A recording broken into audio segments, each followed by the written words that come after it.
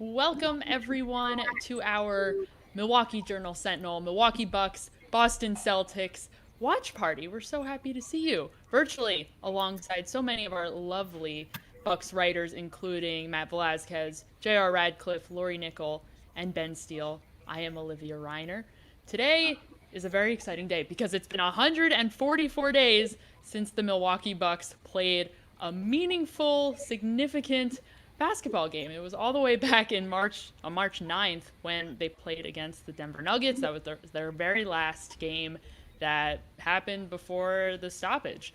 And now we're back. It's happening. So everyone, I'm really happy to see you guys. Just some questions, just let's get into it.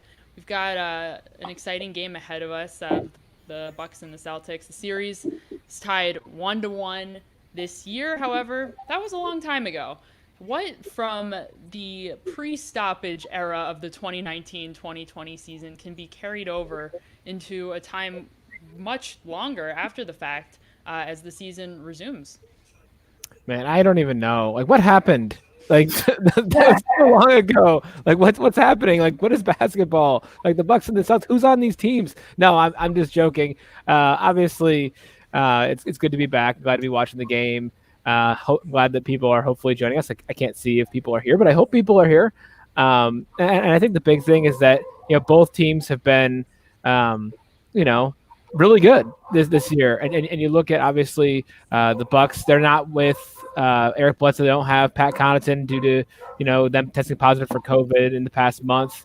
They don't have Marvin Williams who has a left groin strain. But for the most part, they have most of their main guys. Boston Celtics have been kind of like the hospital Celtics. They've been in and out in terms of their availability due to injuries and stuff like that.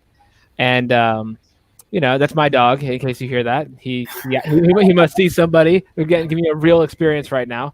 But I think both these teams, no matter what happened in the regular season back many moons ago, the biggest thing for them is going to be shaking the rust off, seeing how things work, seeing how they look, how they feel in this first game back. I know that for the Bucks, the biggest thing is just, Bud's not going to play guys a ton of minutes, more than he normally would. I think he's going to keep it normal, maybe even less than normal in terms of letting guys run out there and get some action. Because all he cares about is building up conditioning, getting ready for the playoffs. And that's really the biggest thing for this Bucks team. So we'll see how they handle it. But, whatever happened many months ago, it's relevant, but also throw it out the window. Well, the Bucks. Oh, sorry. Go ahead. You're good. You're good. I was gonna tee it up back off to the rest of you too, Lori. I'm curious to know what you think about how things can be carried over, if anything can be carried over from pre-stoppage. Some reminders: the Milwaukee Bucks led the NBA with 118.6 points a game. They had the best defensive rating in the game. They also were the best rebounding team in the game. They had the best opponent field goal percentage. They were holding teams to 41% shooting, so their defense is great. And what's interesting is that this is a continuance of that. That's how Mike Budenholzer, the coach, has been looking at it, as opposed to other teams. Like, for example, Kawhi Leonard said this week, new season for him, can't carry over anything. But for the Bucks, they've been concentrating very much on maintaining and continuing. It's all about having their legs, having their cardio, being in game ready shape. It's not about tweaking things or drawing up new plays or anything like that. Their whole focus over the last 15 to 17 days has been a continuance. And I'm interested to see how much that picks up as well. Today, Mike Budenholzer said that he will be looking for his defense the most to see, with a good challenge right off the bat, the first seeding game, how they would do against the Celtics. Yeah, I think defense is what I'm going to be watching first, because theoretically, shooting is probably going to be the last thing that comes back. It's going to take a while for these teams to get back into offensive rhythm after being off for so many months. But the Bucks are one of the best defensive teams in the league. I know they're without Bledsoe, at least for this game, one of their top defensive players, but they still got Brook Lopez and they still got Giannis, of course. So I think the continuity on defense is going to be there right from the start. And just maybe they might lag behind a little cardiovascularly, if that's a word. But yeah, that's what I'm going to be looking for on the defensive end, like Lori said. I think that's a word, cardiovascularly. If not, we can certainly. It definitely is. It You definitely can add an ly to anything. Perfect, Ben. You're good. Yeah, and so I right now it think- looks like we're seeing the if you're watching the game, which I hope everybody who's watching this is also watching the game. That wouldn't make much sense for you to join us and not watch the game. But this is the video that they've been showing before every game. At least at the start of the restart. I don't know if it's every team's first game or every game for a certain period of time, but they have a bunch of interviews with players talking about social issues and inequality and things like that. So I saw what happened last night with players kneeling and the decision those teams made to kind of link arms and be together on that. I'm expecting, as at least Brad Stevens said before the game today, that he expected the Bucks and Celtics to do the same. So I'm interested to see, what happens and how that goes. There's Kyle Korver. That's kind of what's going on here. Yeah, we know that Kyle Korver and Chris Middleton have said that they're going to wear Black Lives Matter on the back of their jersey. Giannis has said that he's going to wear equality. And just yesterday, Wesley Matthews said that he's planning on wearing the message "Vote" on the back of his jersey. That's something that's important to him. So I know, Laura, you wrote about this for today. What other ways are the Bucks trying to get their message out there and work towards more racial equality? Well, a lot of it is just with their messaging. Like Kyle Korver wore a T-shirt into the arena today, and it said something like, if you're more fortunate than others, build a longer table, don't build a higher fence, or something like that. I was trying to look it up on my phone, sorry. But a lot of it is about messaging. They all feel that they have a platform to kind of get the word out. And with certain Bucks in particular, they're using their social media. Wesley Matthews is, DJ Wilson is, even Giannis is to some point. They feel that they can reach a lot of young people because of who they are and because that's a big part of their audience, as opposed to politicians trying to reach a certain demographic, whatever. They feel they can reach a younger demographic.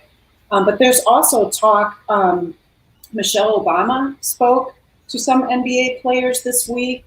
The mom of Breonna Taylor spoke to NBA players. There's talk about reform, about so several messages are going to be about voting, since Wesley Matthews talked yesterday about that's how he feels he can make a difference, is voting. And now we're seeing everybody take a knee again for this start of this game.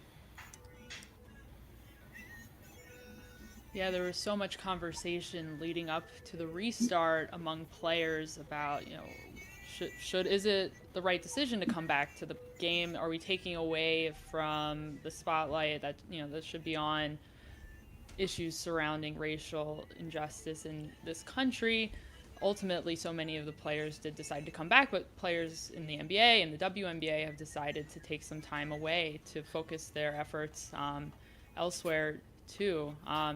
So I think, here we get to see a way that they are using their platform to highlight issues that they care about. So yeah, it's certainly a theme that's been coming up in press conferences too, before and after games and scrimmages. Lots of spotlight has been lent to different racial, social justice causes, I should say.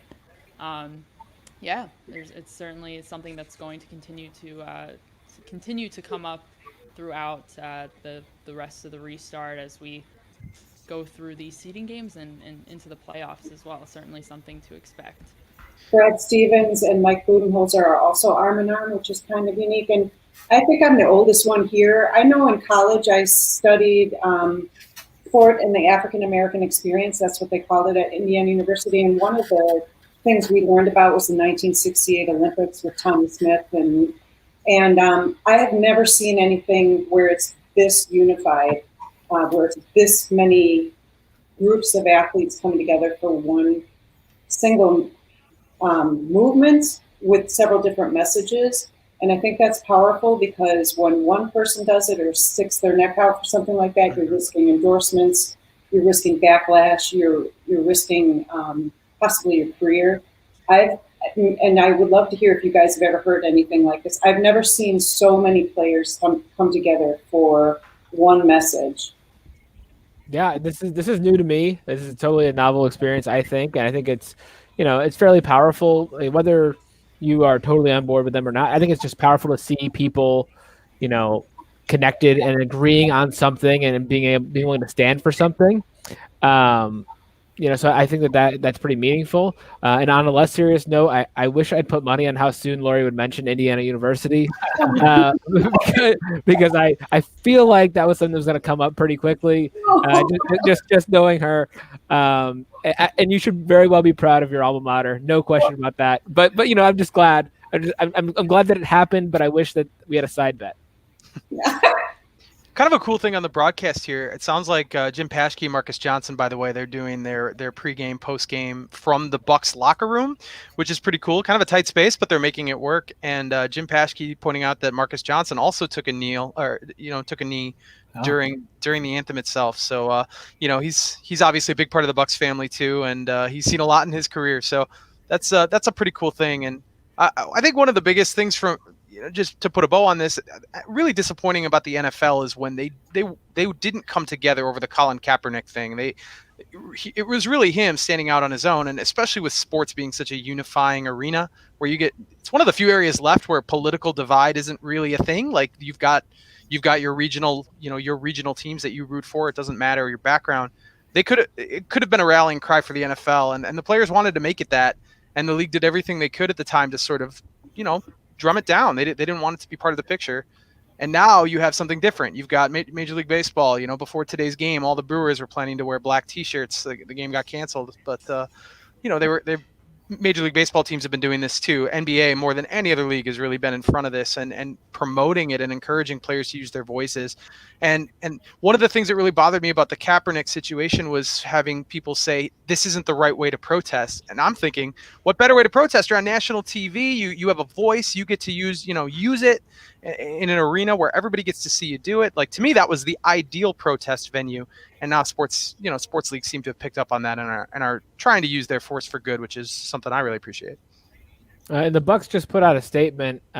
I'll read it as best I can. The Milwaukee Bucks are committed to advancing social justice and equality for all. We stand in support of the players, coaches, and employees as they exercise their First Amendment rights. The Bucks organization and our Diversity Leadership Council are working on making the community better through empowerment, education, and policy change. We continue to grow and improve an inclusive culture where differences are valued and celebrated. So, not a surprising statement by any stretch of the imagination, based on the decisions the Bucks have made and the ways that they've gone about their business over the course of time. And this is a news story, something we'll be following for sure. But the Bucks are about to tip off, which is super duper fun. We're back, baby. Yes, it's interesting. I think JR included in the story that you should be able to find at jsonline.com pretty soon. But what all the players have on the back of their jerseys. It's going to take a little while to get used to, like, who's who, especially from different teams. But, we'll have fun with it. Yeah, I'm going to be honest right now. I'm going to call people by the wrong name because it is very difficult to tell when you don't have that last name to rely on. We'll just have to we'll have to do what we can. I was watching the Lakers game last night, and it's been a while since I've seen Dion Waiters play in an NBA game, and I was like, who is that guy? And I kept looking at the back of his jersey, and I had to call up the roster on my phone just to check. I mean, you could just say things like equality for 3, and that'd be pretty fun. I think, fortunately, it's pretty clear who the starting 5 are for the Celtics and the Bucks. Well, we know the Bucks players, but, I'm not confused about which one is Daniel Tice and which one is, Jaylen Brown, for example, not Pat Connaughton, but Gordon Hayward. So, hey, the Bucks are on the board. Wesley Matthews gets the first bucket of the game. There we go. Is that the first July basket in Milwaukee Bucks history? It's got to be, right? I would say probably has to be. There's no way there was any other time. Summer League, right? Yeah. Well, Summer League is not real. Yeah, Rashad Vaughn put up some buckets in July for the Bucks. Thon Maker with his 10 fouls in Summer League. You can't be doing stuff like that. It's important to remember here. Now that I'm looking at the court, it looks like this is a Bucks home game. It is a Bucks home game. I was getting ready, back in March to cover that game, that Bucks Celtics game. Just got back from a West Coast trip, and then suddenly it wasn't happening anymore. Like it was supposed to be like the next day after the season was put on hiatus. So it was, so we would have been at Pfizer Forum. Like if this game was there, that's where we'd be right now.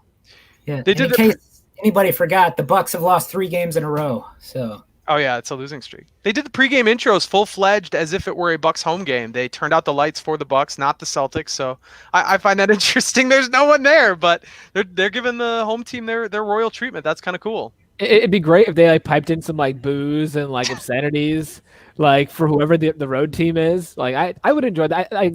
JR, like we have the podcast, like we're here for all the pettiness. We love petty. We love it.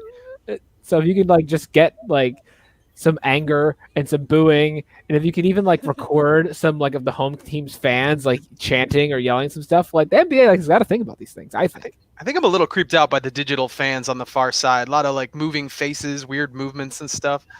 I think I might be a little more comfortable with the cardboard guys. But how about Giannis? He's got a couple buckets, complaining about not getting a foul. They just got a shot clock violation. Bucks basketball is back, baby. Yeah, no, this is all real. This is all very real. We've really missed an opportunity here. We should have had somebody from the Journal Sentinel be one of those virtual fans, and just do crazy things. Oh, I mean, there's got to be someone who would do it. Maybe someone who doesn't even know what's happening. Just like record someone, like whoever's like sitting in the around. It's unfortunate that no one's in the office. We just set it up on a desk in the office. Just whoever's sitting there, like you're on TV now. Chris Middleton 4-point plays.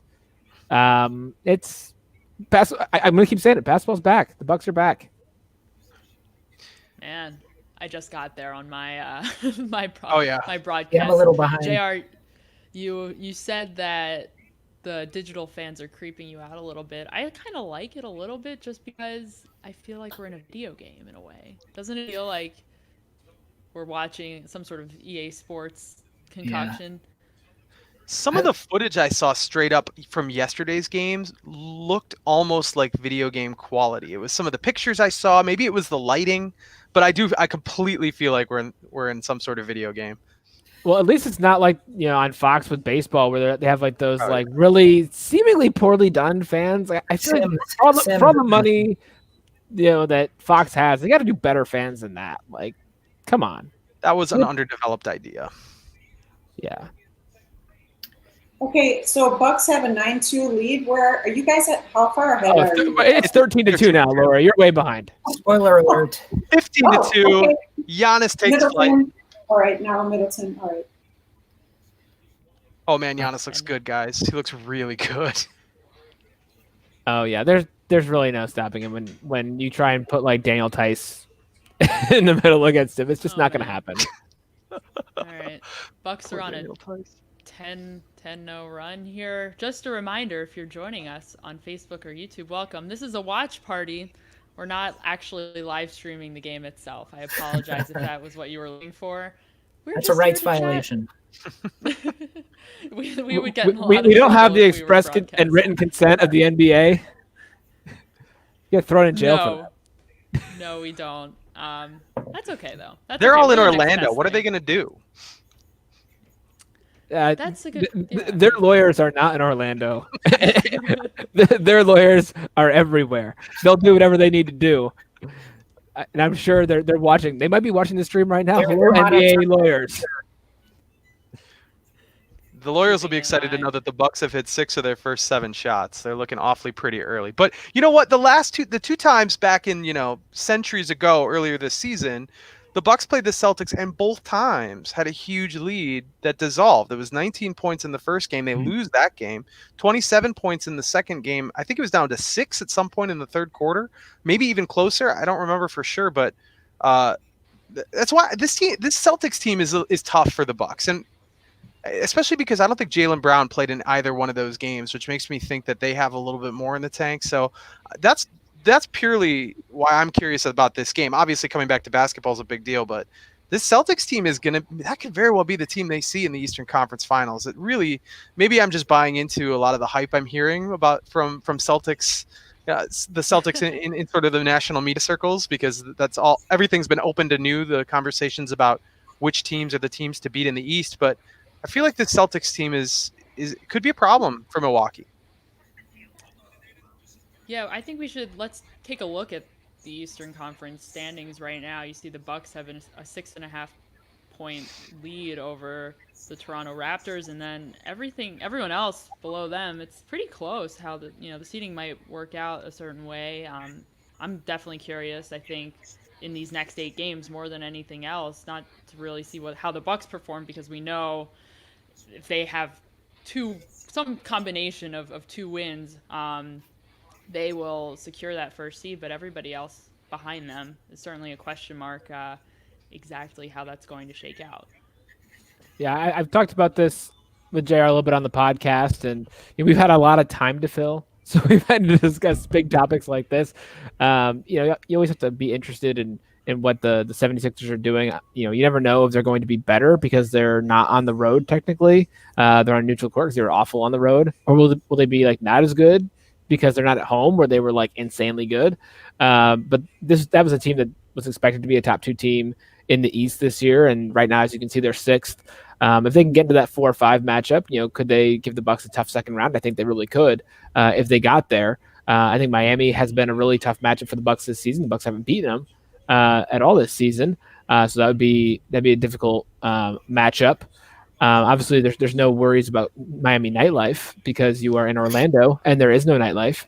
But I think that the top 6 teams in the East, or the 5 behind the Bucks, if they face any of those teams in the playoffs, it's going to be rough. Like, getting to the finals is not a foregone conclusion for this team as well as they've played. But there is nightlife. There is DJ Shauna spinning out by the pool. Well, there you go.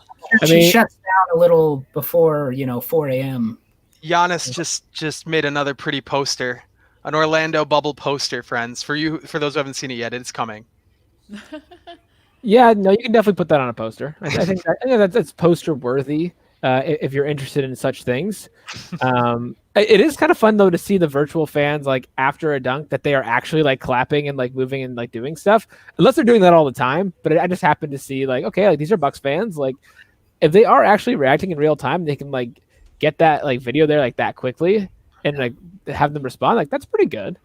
Yeah, was there any word if there's a Dr. Dave virtual guy that the claw? There's gotta be. I mean, if you're gonna have a virtual fan, like how is he not number 1 on your list? Like you have to put him there. Otherwise, like, does the game even count? Like it's not a real home game. Yeah, you got to have David Gruber too, courtside. Mallory Edens. I mean, I know Alex Lazary is there. Yeah. Like he's in the bubble somehow. I guess when your family owns the team, you can get in there and that does work. But like there is some representation there, I guess. Sounds like a Bucks game. The soundtrack sounds like a Bucks in-game experience. I wonder if the Bucks lend whatever their in-house audio production, if they lend that to the arena and like songs that they would typically play. It's a good question because when I was watching a Sixers scrimmage recently as someone from Philadelphia who has been to many a Sixers game at the Wells Fargo Center, I was like, oh, I recognize this rendition of whatever, it was kind of familiar. But I like that. I feel like it creates actually some sort of home environment on the road in the bubble. Hey, let's talk about defense a little bit. Yeah, was that Giannis's first foul about a minute ago? I think so. Keep track of his fouls and how many times he hits the deck. He's only got 1 foul. Yeah, okay. But Brook Lopez blocked a couple shots, and I know, Matt, we talked about this on the podcast, but the possibility of seeing more than one Bucks player on the all-defensive team.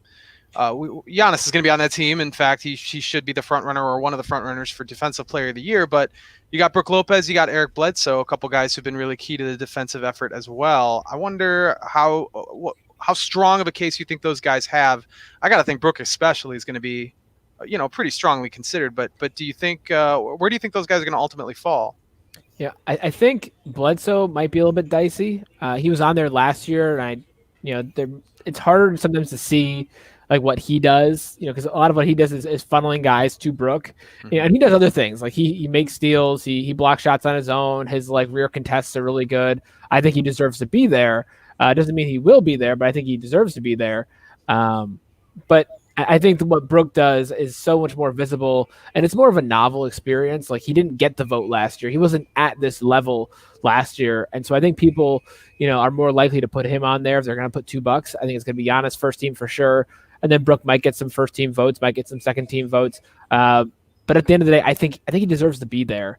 The only question is, do people put like Anthony Davis at first team center and like put Rudy Gobert at second team center and then leave Brook off? It depends on how they feel about Rudy Gobert and Anthony Davis. I put both guys on my first team. I'm interested to see how that goes. But I think $2 will get on there, and my guess would be that it'd be Giannis and Brook, but we'll see. And speaking of Giannis, he just came out 6:55 left in the first. So he only played a little bit over 5 minutes. If things are going to be normal or close to normal, he'll probably come back in the last 2 minutes of the first quarter and then start in the second quarter. But we'll see if Bud is going to keep that the same as he would normally do it. Mm-hmm. Yeah, Matt, his regular season average pre-restart, obviously this is the first game back, but not including the 3 scrimmage games, was about 30 minutes, I believe. And then during the scrimmage games, he was averaging far below that. What do you anticipate him to get back to as we start to get into the seeding games and then into the playoffs? Yeah, I think for this game, they're going to keep him under 30. I mean, if he plays much more than 30, let me amend that. Maybe less than 35. They'll keep him under 35 for sure. And then we'll see from there. But Bud, even before the game today, was saying like he wants guys to be healthy and in a good rhythm for the playoffs. Like right now, it doesn't matter so much. Like it's just all about what is going to happen come playoff time and make sure guys are ready. And so he's not going to overdo it. He's not going to push them beyond anything that they would do normally. They're still working their way back into rhythm, and he knows that they need reps, but they're not going to play a ton of minutes as we see Robin Lopez coming in. Here he comes. Well, the lead is now 22-17, and the Bucks are going to need a break because Marcus Smart just hit a 3. It looks like Middleton didn't get some contact, didn't get a call on one end. And just like that, it's a little bit of a game again going into a timeout. There we go. It's a game again. Bucks got off to a good start. Celtics answered right back. Let's have some fun. Love some fun. Very, very fun. So, just kind of talking about some of the scrimmages and how they were able to get back into things. Like, what was Bud's approach to playing 14 players, I suppose, down Bledsoe and Connaughton during the scrimmages and currently? What was his approach to weaving everybody in throughout those 3 games? I think the big thing for him was just trying to get guys. And they went in with a plan. Not that Bud would share it with us. That's pretty par for the course. But the plan each game was, was something that they were going to stick to. They didn't care what the circumstances of the game were. It's a scrimmage. Like you're going to play the guys the amount of minutes that you want to play them. The only caveat to that was that he did play Giannis fewer minutes than he would have in the last one because the game was just totally out of hand, and there was really no chance for them to do anything with it. And so he decided, you know what, forget it. Let's just move on to the season and not take any chances, which I think most people who follow the Bucks, most people who follow the NBA would agree with. You don't risk Giannis for no reason in a 20-point game, in a scrimmage. Like that doesn't really matter.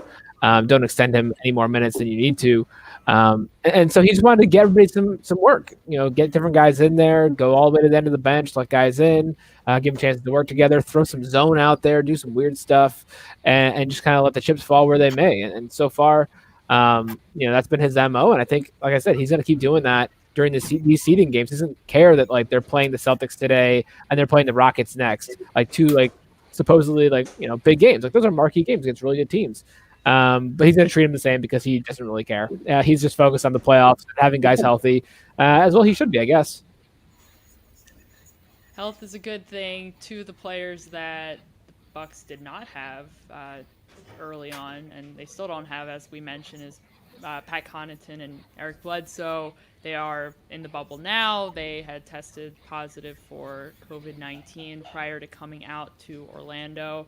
How much longer do you think it'll be until they're able to get into the game and get into a proper conditioning shape? It's going to be a little while, I think. I mean, Bud, again, didn't share with us, not that he normally does, before the game or yesterday. He did say that they played 5-on-5 yesterday and that they were able to to do some stuff, and they like the way that they're progressing. But everybody else on the team has been working in Orlando for multiple weeks getting ready for the season. They have not. Like, when they were back home because they had tested positive for COVID, they literally couldn't do anything. So they're just sitting home, like, playing video games, hanging out. Pat was dribbling a basketball, and annoying his neighbors below him in the apartment. Like, that's all you really can do. So they're going to need some time to, like, get back into game shape, and Bud doesn't want to just throw them into a game. So maybe they could play against Houston, but there's no clear indication yet as to when they'll be available, to really get back in there and start playing. I saw Pat Connaughton during the national anthem. Did anybody see Bledsoe on the sideline? I didn't see him. I wasn't really looking for him, but I didn't see him. I mean, I assume he's there. I mean, we know he's in Orlando. What else does he have to do there? Yeah, maybe it's like gonna sit in his room like he did for that one scrimmage when he was quarantined, and just ride the bike, watch the game, get a good workout in, get ready for some Call of Duty later. All the stuff that you would normally do. That's what we're all doing, right? We're just gonna sit here and hang out, and then play Call of Duty later. Are we not playing Call of Duty right now? This is actually what we're actually playing Call of Duty, right? This is Call of Duty. We said it was like a video game. Right. I'm thinking we should set up a Twitch channel, a Journal Sentinel Twitch channel, and we should, get a little Warzone going. Not that I have any idea how to play, but it could be fun. I wonder if we get more viewers doing that than doing this. Let us know in the comments. Would you want to see us play Warzone? Oh my goodness! Do people play NBA 2K on Twitch or various NBA games as well? I'm sure they do. I figured they do. Like that's probably something all the kids are doing nowadays. I didn't know if that was exclusive to the first-person shooter games or if it was any video game that you can play over the web. Actually, tying it into basketball, a couple of years ago, I used to hoop with a guy who is like a pretty big like YouTube streamer. Like, he has like probably like 100,000 Twitter followers and like a ton of like YouTube subscribers. And for the longest time, he and his girlfriend, now wife, would just play Mario Party on Twitch.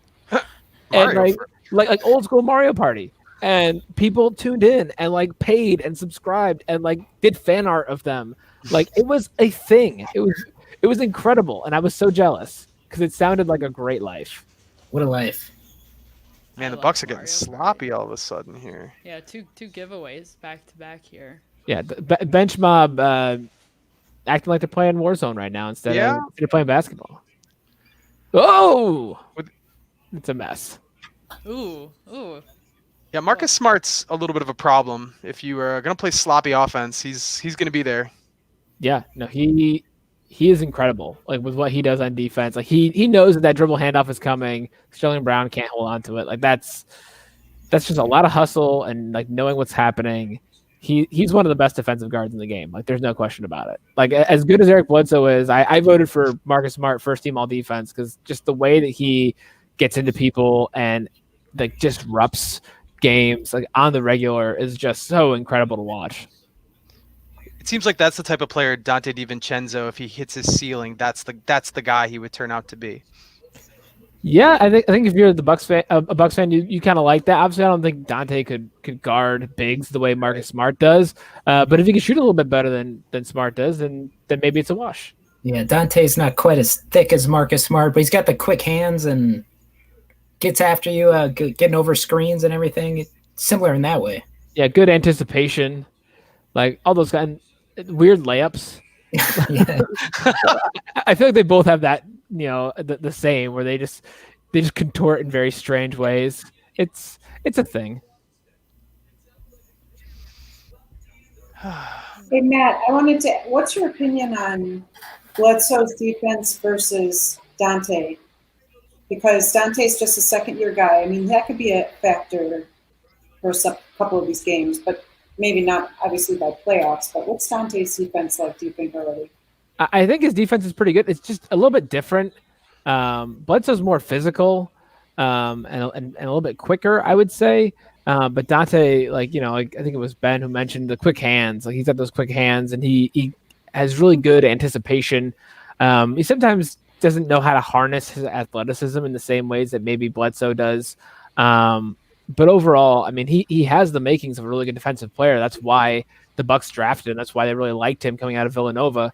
And so if you can take that athleticism and you can mold it, you can shape it into what you want it to be, and also take his his intrinsic gifts and the way that he plays the game, I think you can, have somebody who could be a really good player for a while. And the Celtics defense is really frustrating the bench. They are really struggling on offense. It doesn't help that, when they do get, decent looks, they have not been making them. Oh yeah, Robin, that's a mess. Like, who? I think my stream is a little bit further behind you guys, and seeing that Robin Lopez attempted a drive. Yeah, no, that's not really what you're wanting him to do. Face up from that far away and try and go off the dribble. It's not really a Rolo specialty.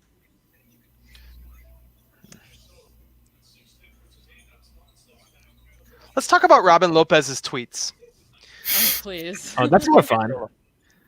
He thinks the Muppet movie is the best Disney movie of all time. That's what he said this week. I just explain that, please. I just can't get on board with that. Now, I love that he respects Zootopia as high as he does, because I think that movie is pretty underrated and pretty great.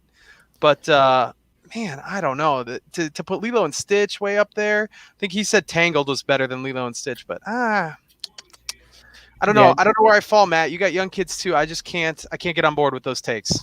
Yeah, no, I see it differently, and maybe it's because he was watching those movies at a different time in his life. He wasn't watching them because he had kids, and you're trying to rank them based on how annoying they are or not annoying they are to you, or how catchy the songs are, or whatever.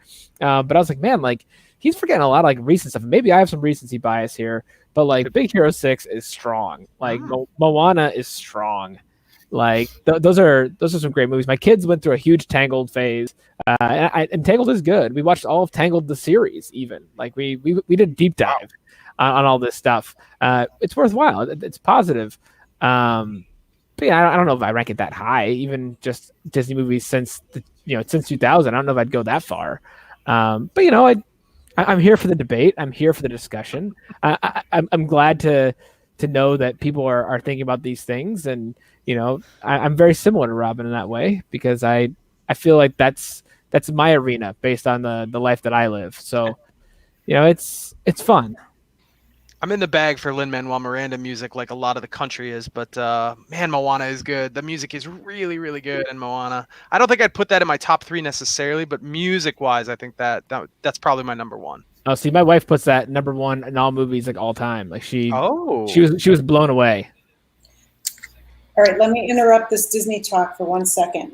What's happening with this lineup? We have Sterling Brown, Robin Lopez, Ersan Ilyasova, Kyle Korver, who was hot the other night for the scrimmage, and George Hill. What do you think Mike Budenholzer is just trying to do? Is just give everybody minutes, or? He's just letting the bench play. Now we see under 2 minutes, Giannis up to check in, as I expected.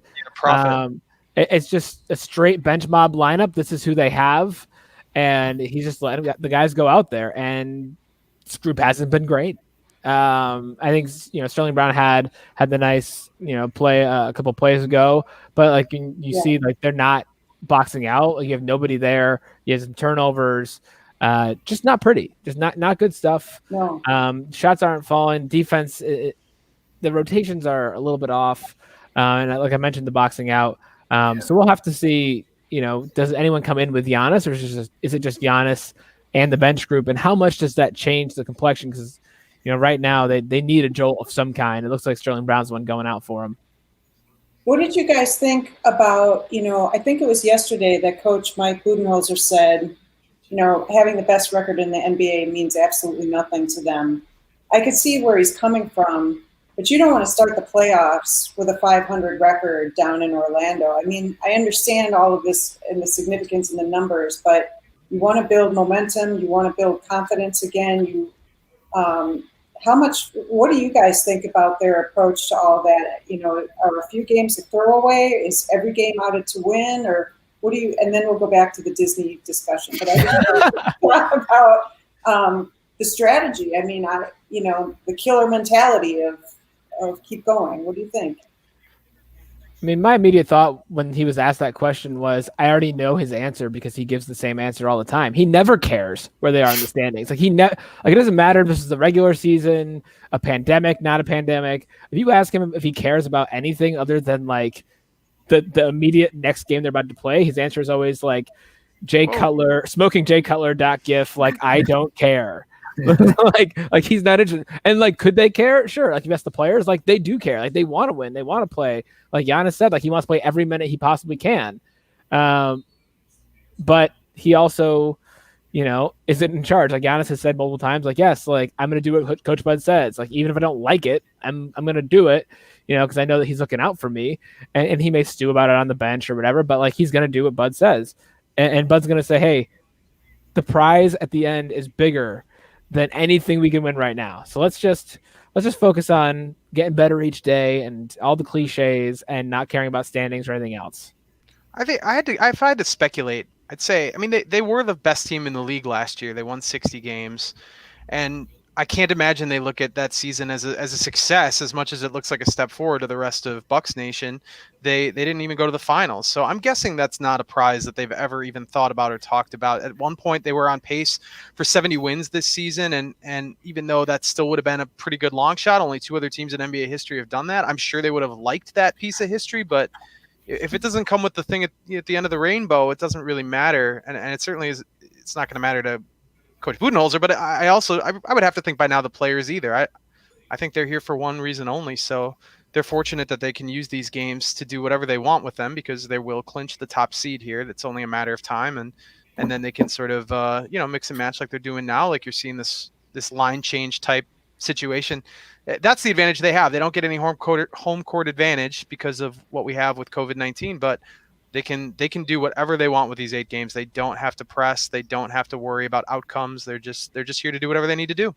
I'd love to hear a conversation between players like, hey guys, like we got to get home court in the finals. Like, it's not really home court, but like those virtual fans, man, like they get me jacked. Like, I need that. As we say, George Hill 3 doesn't count. So it's $33-25 at the end of the first quarter. Some ups, some downs, some craziness, but then it's Bucks up by 8. Can I ask one more? I want to ask one more thing. I'm sorry. Am I interrupting the Disney talk? No. I really want to hear more of the Disney stuff because my kids were terrified with Lilo and Stitch. Like, they hated that little thing. But it's only so I'm fascinated. I remember when I left covering the Packers and I started covering more of the Bucks, and Charles Gardner would say, oh yeah, some teams really do tank for that draft pick, and I'm like, NBA teams don't ever try to lose or tank or whatever. And I just couldn't imagine it. Like, it's so competitive in the NFL. And now that I've been covering more of the NBA and you hear that talk, a part of me wonders who's really going to still be invested in this NBA bubble Orlando scenario when it comes to be late September or even early September, if you're not really in it and if you're not a top contender, because they've already been there for 3 weeks now, and we haven't even hit the month of August. I just wonder how much this will take a toll. And I know it's super, super early now, but I wonder how much being kind of quarantined and in a velvet prison that is Disney World, but not being able to have any freedom, not being able to, stretch your legs or get a break from basketball at all. I wonder how that'll have an effect on people who aren't starving for a championship like the Bucks. I wonder how that mentality might seep in that, sometimes we know this, we've covered guys when it gets to the end of the season, and if they're not in playoff contention or whatever, they're okay with the season ending because their wives have made plans for vacation and they're ready to go home, and it's tiring, it's long. I just wonder from that psychological standpoint how that might creep in, whether they want it to or not, in a few weeks, in 6 weeks from now. Yeah. I feel like that's a bigger issue for other teams. I think the Bucks at least know, like, hey, we can win a championship. All we need to do is like keep grinding it out, and if we can get to the second round of the playoffs, our families get to come. And so like there's a light at the end of the tunnel. Whereas the Nets have already given up. The Wizards are the G League Wizards are out there. Yeah, it's like there are some teams out there who you're like it's kind of like the episode of South Park where the teams are like trying to lose so they can go home. And like that's gonna be like the Nets and the Wizards. Like they're gonna be fighting not to be the 8th seed. At least that's my expectation. And like in the West, like there'll probably be a few teams toward the bottom that, when you get to game 6, 7, 8, they'll know that like their season's over. Like how much is it gonna matter? And like that happens in like the regular season too. Like that happens every April where teams don't care. But like it's gonna really happen soon. Like if there are teams who are out of it, they might be like, yeah, I'm gonna be a free agent anyway. I'm out. Like see you later. Like I'm going home. And like that could very well happen, and it's just going to be the guys left who are like either fighting to prove themselves or are under contract and really just have to like kind of grind it out. It's going to be interesting to see how people handle that. You would expect guys to be professional about it, but nothing is normal in pandemic times. Yeah, like you said though, those teams are going to get weeded out as soon as they're eliminated, and then it's these teams at the end. I think even more on Lori's point is, and we kind of talked about this on when we were watching the last scrimmage, like they're together so much, their chemistry is really going to get a stress test here because by month 2.5, they're going to have been ready to see their families again and get away from their teammates. And, even though there's that championship carrot in front of them, this is totally different than anything they've experienced before. We observe them getting along really well, and we know they have really good chemistry, but this is an unusual set of circumstances. So it's got to persevere through that. Any little hitch in that could interrupt what they're trying to do here. Yeah, after 2 months, that Disney debate becomes like a fist fight all of a sudden. Ooh, that's something else we need to talk about. Well, fist fights? Yes. Well, first of all, I hate him, Matt. It's like Doc Rivers said this week, another coach told him, we either all love each other right now or we absolutely hate each other. Like that's what the team chemistry stuff is like. But I also want to talk about, somebody asked if they're going to bring back, I think it was Lance Allen's, if they're going to bring back that fake wrestling, like I don't know what that's Cobra. It's don't do it. Knock it off. Quit doing that stuff. I'm dying to write that column. Everybody just don't touch each other. Don't twist an ankle. No more fake. Some of that stuff looks so real now that I don't see it, and I don't like it. And I don't like these video games that you guys are talking about either. And I certainly don't like this wrestling stuff. Like, just win a champ. I need to cover something between now and October. And I know Milwaukee fans and basketball fans are like starving for just basketball in general, championship specifically. Stop the wrestling. Okay, I put on myself. All right, so while I get off your lawn, let me just let you know that they did it before one of their scrimmages. Just because you didn't see it, it's still there. It's still happening. I'm guessing they did it today. Maybe they didn't, but they will do it, and they're going to keep doing it because they're professionals and they know how to not hurt each other. Always commit to the bit. That's the lesson. I think it's terrifying too, Lori, for what it's worth. I think you can't have the lovable, fun, high chemistry team without a little bit of shenanigans. No, get off my lawn. I'm sorry, but it's worth. I know when you're 25 that ligaments bend easily and stuff, but I just don't see they have the chemistry, and it's awful. I don't know. I hate it. If something happens, would it be worth it? If and you notice some of those Bucks don't participate in that. They totally back off. They step away. Some guys are like, I don't want any part of this. So remember how petrified Marvin Williams looked like his first game with the Bucks? Like he was cowering in the entryway of the Fiserv hallway. It was fantastic. It was beautiful. It was the exact kind of thing you want to see. I'm sure Lori loved it. But it was, when you're a new guy showing up, it's like anybody showing up to a new place and then like seeing like an inside joke take place. You're like, oh, this is crazy. And that's fun. Getting back to the game, the ball movement the Bucks had on that last possession that they had, that was really good. Just starting from Giannis getting doubled, the way they all read that. It didn't end up in points because Wesley Matthews couldn't make the three, but that's all the kind of stuff that like they want to do. Like they want to be able to like read the double, move the ball around, zip, open shot. But just like that, Marcus Smart's making free throws and it's a 2-point game. Yeah, I wanted to go back to what Lori had to say about the bubble and the potential for frustration to mount as the months go on.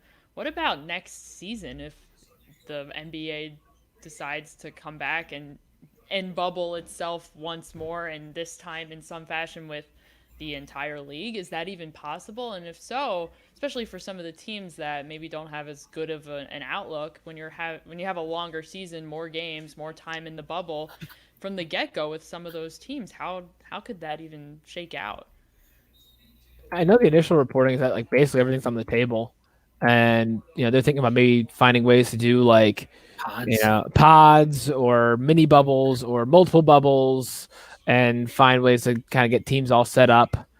And yeah, it's a big question. Like, will there be games of Pfizer Forum next year?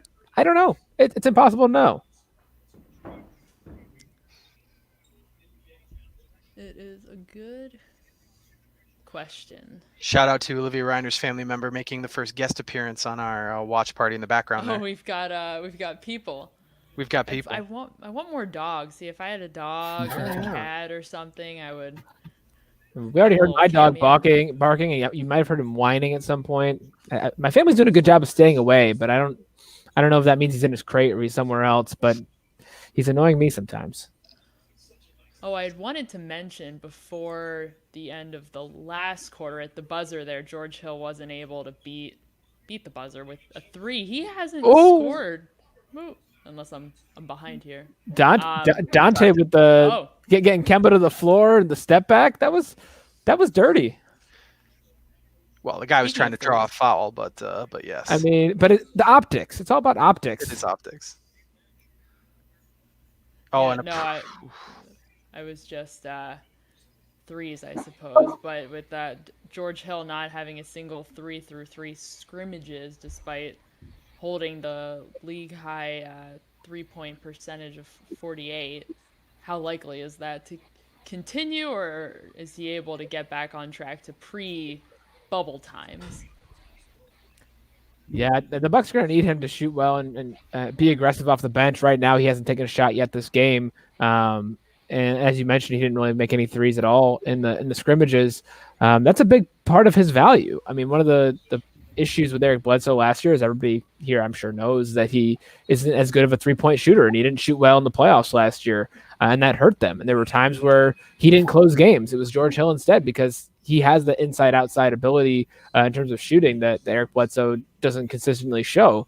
And so, that's a really big part of his value. So you don't expect him to shoot like 50% from 3 like all season or forever, or really I didn't even expect him to do it this season. Like, the fact that he did it at all is insane. But they need him to be confident, be aggressive, find his shots, and then when he gets them, make them. On the other side of the equation, Brook Lopez struggled from 3 all season, but since they've been in Orlando, he's been red hot from behind the arc. He hit a 3 a couple minutes ago, and that's also going to be big for the Bucks. Really slow start for Jason Tatum. He's got his 3rd foul already. I think he's 1 for 7 from the field. So, well, and the one shot he made, like Giannis put in by mistake. Like, that was the first Celtics basket where he and West were going for it. And as I mentioned, Giannis, he makes a 3, suddenly back to being a 10-point lead for the Bucks. Before that, we saw some of Chris Middleton's, increased agility or his quickness that Kyle Korver talked about. Kind of doing the 1-2 step to kind of go inside out and bring the ball to the hoop. And get the ball to roll in. I think he wanted a foul there too. It was pretty clear that he at least wanted that. But I think that the Bucks, when they have had their starters out there today, they've been really good. We also saw an alley-oop dunk from Daniel Tice. That hurts the pride a little bit. But, I mean, he knows what his job is. It's true. He threw a nice little butt screen. I think it was on a Kemba Walker. It was a drive. I couldn't tell who it was. Can't remember who it was. But he gets into the paint and he seals off and does this kind of like screen with his back. Aaron Baines used to do that for the Celtics. It's a very Celtics thing to cut off the lane. I mean, and they're really good at it. Like, it's a skill. And if you set it at the right time, like, you're going to block off the guy behind you, clear out a driving lane for your teammate, and you're not going to get called for a foul. If you do it at the wrong time, you're going to get called for a foul, and you're going to take away points from your team, and that's a problem. So, that's what he's there for. Daniel Tice is there for those butt screens and for alley-oops and the occasional three, and that's a pretty good role. Glorious numbers from Giannis so far. He's got 12 points, 9 boards, 3 assists. He's only played 10 minutes, and he's had 5 of 6 shots. He is looking good, friends. He looks good in the scrimmages too. He looks like he has not missed a step. It's good to have butt screens back in our lives. Oh yeah. Whatever happened to Jared Sullinger? Speaking of butt screens, He was the coach of the Ohio State TBT team last year. yeah. Well, how did he not work out? He was with the Celtics, right? He did. Actually, I think it was it might have been 2 years ago. He was involved with the TBT team in some way. Well, this calls for a trip to Wikipedia. It does. Well, I guess his most recent team was the Shenzhen Aviators. There's a trivia question for you. This was their year, the Aviators. He signed on August 6, 2018. On August 6, 2018, he re-signed with the Leopards. Who are the Leopards? How do we go from the Aviators to the Leopards? Oh no, Wikipedia lost touch with Jared Sullinger. It's so sad. He was there with the Celtics. He made his way to the Raptors for a short period of time. A 1-year, $6 million contract with the Raptors in 2016. Screw inserted into his 5th metatarsal. We're spending too much time on Jared Sullinger. He's out of the league. He's gone. We're not going to mention him again. It's over. Shout out to him though. I once had a screw inserted into my 5th metatarsal as well. So extremely relatable. I share his injury history and also am not playing in the NBA. Extremely relatable. You're basically the same person now. Completely with a body meant for butt screens. It's pretty much where we're at. Sullinger was just one more thing on Jared Sullinger. Oh, he was the coach of the TBT team this year when they were unceremoniously ousted in the 2nd round, I believe. Heartbreak. Oh man, I didn't know we'd have this much Jared Sullinger talk. Or Disney. I mean, I expected that because they're playing at Disney. Oh yeah, that's a good point. It makes sense. And Robin Lopez and Dante weird layups. Here we go. We're back at it. And the Bucks are just on one of those runs where they're just unstoppable, right? Yes. Well, we'll see how long it lasts though, because Ersan's in for Giannis. Those two guys are different. Not saying anything bad about Ersan, just saying he's not Giannis. Thanks, Matt. Hard-hitting analysis. Hashtag analysis. Are you watching this on ESPN or Fox Sports, or what channel are you watching this on? I got Fox Sports myself. I'm on ESPN for the national angle. I am also though I can't hear anything because I got this headset on, so I have no idea. It doesn't matter who I'm watching because I can't hear anything. Because I'm on ESPN and I'm still like 20 seconds behind you. Are you on a stream or on cable? Cable. Oh, I was on the Fox Sports .go app or whatever, and I was 1 minute and 20 behind you, and now I'm still like I've got 7-11 left on the clock. No, we're at 650. You should change your cable provider. I'm 646, baby. Well, you are now too because clock stopped. All right, I have to ask you off later what. You know what we could do? We could just look at the live stat page, which is several seconds ahead of any of us, and that would be kind of entertaining. Like he's going to miss this free throw, which none of us have seen yet, but he's going to. So it's important to know. JR coming out with the good ideas. Love a good idea. Matt, I was thinking about last year when the Bucks. I was thinking about what sort of held them back in that Toronto series, and I don't know if it's probably unfair to say their 3-point shots just stopped falling. But as I watch this team, I'm just reminded how everything is built around getting those open looks, those 3-point shots. They're so good at that. And when they're going good, when they're on one of those runs, those shots are falling. And obviously, sometimes that's not the case.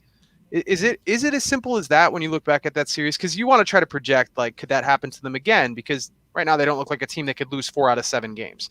But we thought that last year, and then they lost 4 in a row. Is it just the 3-point shots simply not falling, or were there other things that you can really, really point to? Obviously, Toronto's got Kawhi and got assets that, it wasn't just the Bucks struggling, but were there other things that they would definitely have to avoid besides that to continue on this year? I mean, that was a big thing. I remember in the spring writing about how like the percentage of open threes that they had was actually like either on par or better than the number of wide open threes they had during the regular season, and they were missing them at like just atrocious rates. So that's an issue. Like when Nikola Mirotic and Eric Bledsoe and name the other Buck that you want for the day can't make anything. But also like you need to be able to, if you're Giannis, like you need to be able to score in more varied ways. You need to be able to make up for it. If you're Giannis or Chris Middleton or Eric Bledsoe, if they're taking away the paint, you need to be able to do something besides just pass your teammates for threes. Obviously, that's a great choice, right? If you can pass a guy for open three, you want to do that. But you need to find other ways to score, and they just didn't have enough varied ways to score. And so, like we saw, just a couple plays ago or a play ago, Brook Lopez with a catch in the post, little hook shot. Like that's what made him an all-star in the NBA. His ability to score in the post and to bully guys and do things. So they've been trying to do more of that this year. They've been playing through Brook, letting him do work in the post, something they didn't do last year. They're letting Chris Middleton do some more mid-range stuff this year. They're trying to vary the offense because you're going to need to vary the offense, especially in the half court when things get tough, and things are going to get tough.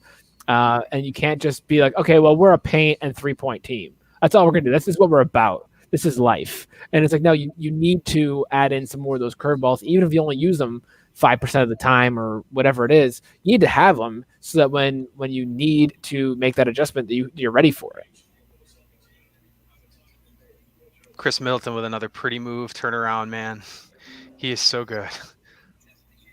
Yeah, and he lives in all the nightmares of the Celtics and their fans. He sure does. So we talked on the podcast about him being third team, possibly all NBA. I mean, you'd said you even found a spot for him, second team all NBA. But third team, I think, is probably the realistic hope. I think it's going to be close. He's obviously not a household name in terms of, when you look at the tiers of superstars in the NBA, but he's had a tremendous season. What would you put the odds on that? Him getting third team all NBA, or you think there's like a 50% chance that could happen? Is it better? Do you have any sense of that? I mean, I haven't like poured over all the people who have like publicly put out their vote. But I would think that, with the season and the numbers that he has, like I think Chris is maybe above a 50% chance of becoming at least third team all NBA. Like his numbers have been elite, like all this year.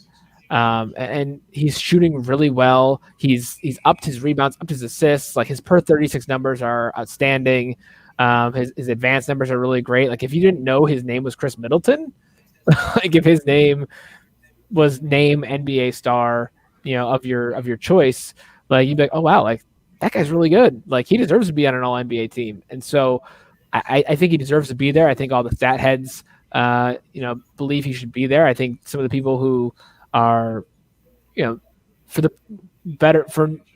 of a better term, the narrative shapers of the NBA, the people who, whose opinions tend to spread the most, they have Chris Middleton, in that conversation and probably on their third team at least. So I think he'll be there. I'm fairly confident about that.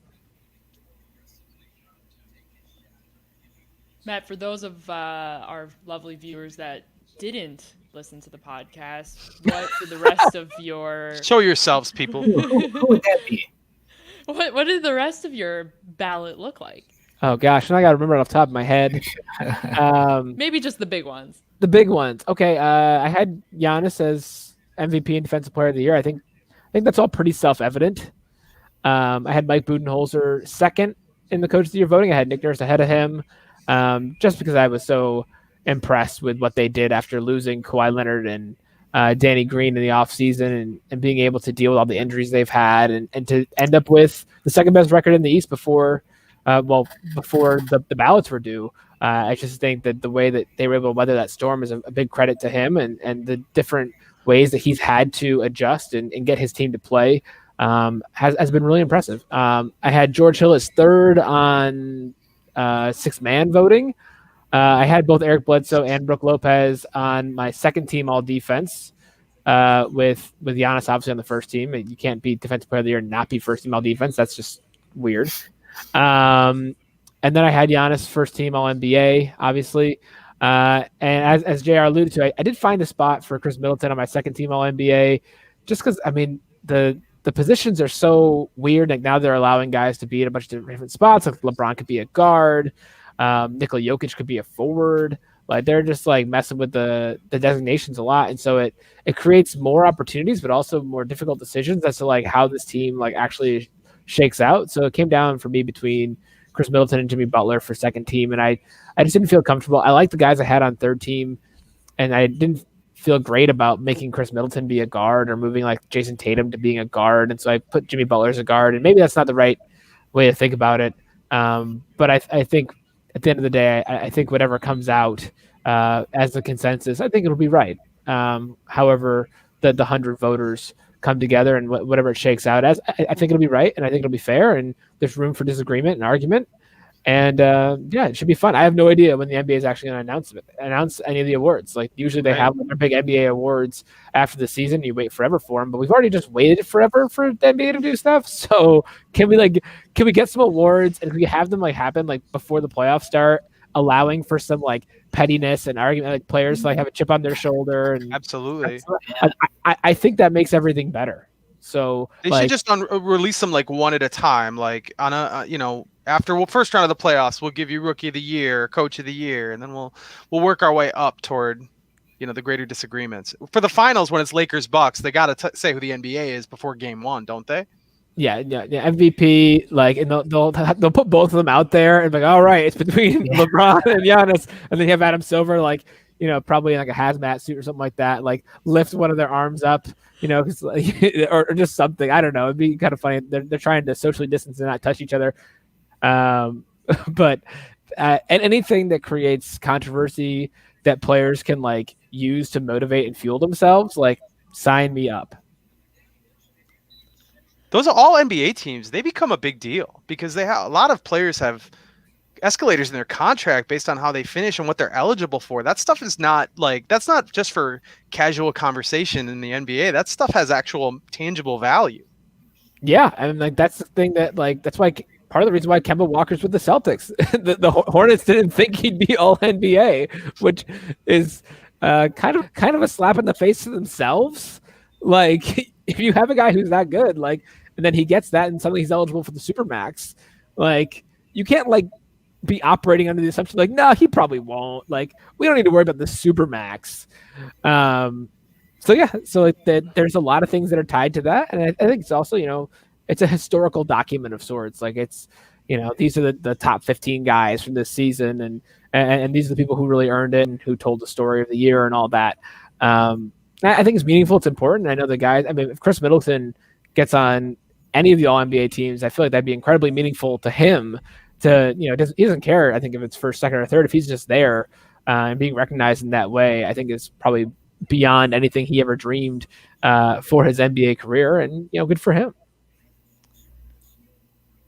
Matt, when you have that subjective element of being able to designate players as either guard or forward, how do you go about making that educated decision?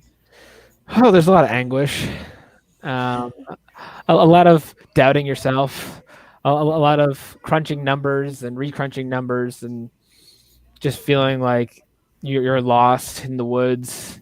There's all kinds of stuff, but no, you just try and do the best you can, and you try and remember what happened in the season. I think that's important. And at the end of the day, you just need to like recognize that you did the best you could and absolve yourself of any shame, and hope that if the haters come, that the block function and mute function still work on Twitter, and it is what it is. I remember when I first got like an AP top 25 vote for college basketball. Like, Ben, about this. Yeah. Like, it's just so hard because like you really want to do a good job, and then it like slowly eats away at your soul because like you're trying so hard and it's like so meaningful, but it's also like it's still sports, and it's like we're not solving world peace here, like. But then people take it so seriously, and they should. and like you just wind up losing like 4 hours of your day, like staring at a screen trying to like move teams up and down and up and down. It's similar like that to that, like with this, where you try and do as much research as you can, and you do the best you can, and you just hope that your vote doesn't show up somewhere as like, this guy is crazy. You hope that someone's crazier than you. That's basically what it comes down to. Cool little note on Twitter from Eric Woodyard of ESPN, who I believe is in the bubble. Nope, I don't think He's not in the bubble. I don't think he is. If he is, I mean, I think all of ESPN's probably in the bubble at this point. Yeah, that could be. But no, your quick little note. Yeah, he said that Chris Middleton making a three, that's 43 consecutive games, passing Ray Allen for the longest streak in Bucks franchise history. Making 1 3 or multiple threes? Making a three. That's what he said. I think making 1 3 in 43 consecutive games. Wow. At least 1 3. I know that Middleton has a streak of like 20-something games with multiple threes. So, that's something to watch for. Oh, fan, Giannis is on the floor. I think he's okay. I think he's more upset than hurt, but he definitely took a tumble. Ooh, he jumped and fell over Marcus Smart. Marcus Smart looks a little bit more hurt than him. Yeah, it does appear, yes. Oh, they called the foul on Giannis. Foul on Giannis, yeah. And he immediately just goes, "What?" So I think he's more upset they got a foul called on him than anything. And whenever he does go down like this, he has said in the past that he does try to stay on the ground longer than he needs to, which I'm sure scares the heck out of Bucks fans.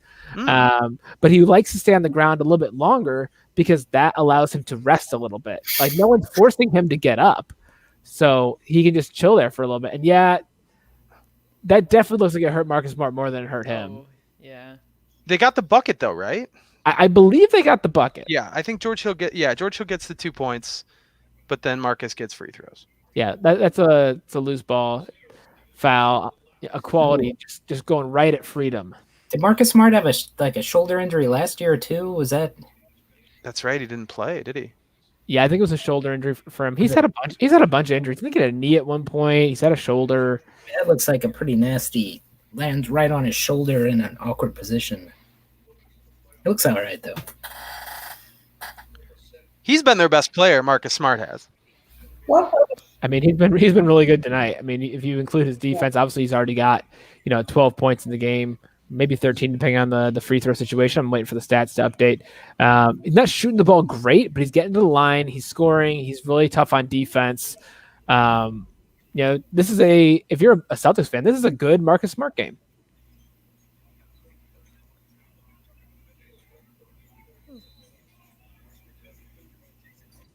I was trying to think, what other big man hits the deck as much as Giannis Antetokounmpo? I just remember back when I used to be an intern for the Pacers back in 2012, 2013, Roy Hibbert was on the ground all the time.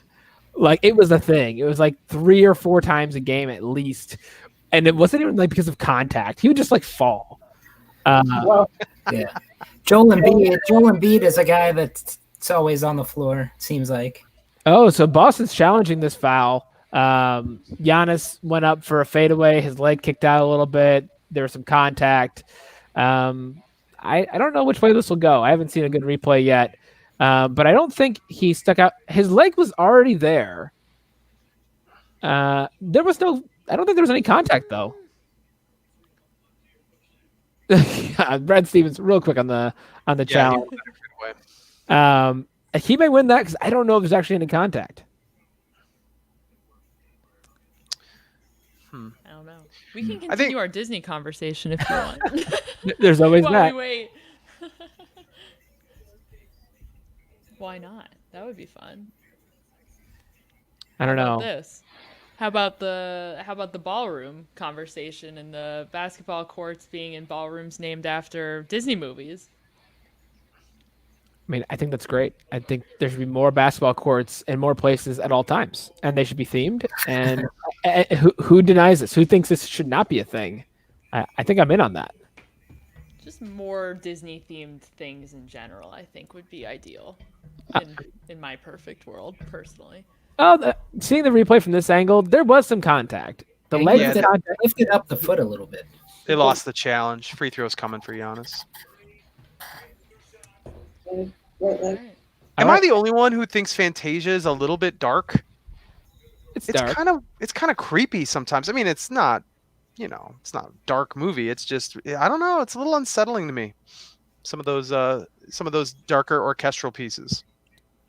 We also in our family started watching some of the older Disney movies with our kids and realized we can't watch them because Right. they're not appropriate. Sleeping Pinocchio, Beauty. Sleeping Beauty, kind of a mess. Pinocchio, really not appropriate. Peter Pan, very insensitive. Really, Pinocchio? I can't. Just watch it again. I don't want to. Really? Little boys taken to an island, turned into donkeys. You go to Pleasure Island as a boy, but boys don't come back. It's like, or you don't come back as boys. It's like, oh, that's wrong. That's the plot of Lord of the Flies. Yeah, it's not for children. Okay. I don't think Little Mermaid would be made today. There's some messaging in there that I don't think would quite fit what you're looking for to tell a little kid today. I have a problem with all Disney movies because starting from Bambi, the mom always gets it. And Mom's that's always gone. well, there's always a parent that eats it. That's usually just how it goes. But they'll find the new ones find ways to get you by killing somebody different. That's sad. Well, okay, so now Robin Lopez and Marcus Smart getting tangled up, which is it's a Marcus Smart game. As I said before, he's having a good game when he's getting tangled up with people and drawing fouls away from the play. That's exactly what the Boston Celtics want to do. Right before that, Giannis made both three free throws. He's 3 for 6 now. His free throw success in the bubble has been pretty good. He was 72% compared to his 63% during the regular season pre-bubble life. Yeah, it might help him not having any fans in the background waving their arms, screaming. You don't think the virtual fans are making enough of are going to make enough of an impact once the Bucks get on the road here in Orlando? Well, I mean, we're gonna have to see. They're gonna actually have a lot of home games. I think if they follow the schedule as it was, they were about to start I think it was 5 out of 6 at home, or I just remember because I wasn't gonna go to their trip to Washington during that stretch, so I was gonna be home for 3 weeks, and joke was on me. I was home for 4 months. So yeah, that's where we are with all of this, and maybe they'll have a lot of home games. Maybe the NBA will be like, it doesn't really matter. So we're just going to give everybody 4 home games, 4 road games, and give everybody a chance to have virtual fans, whatever.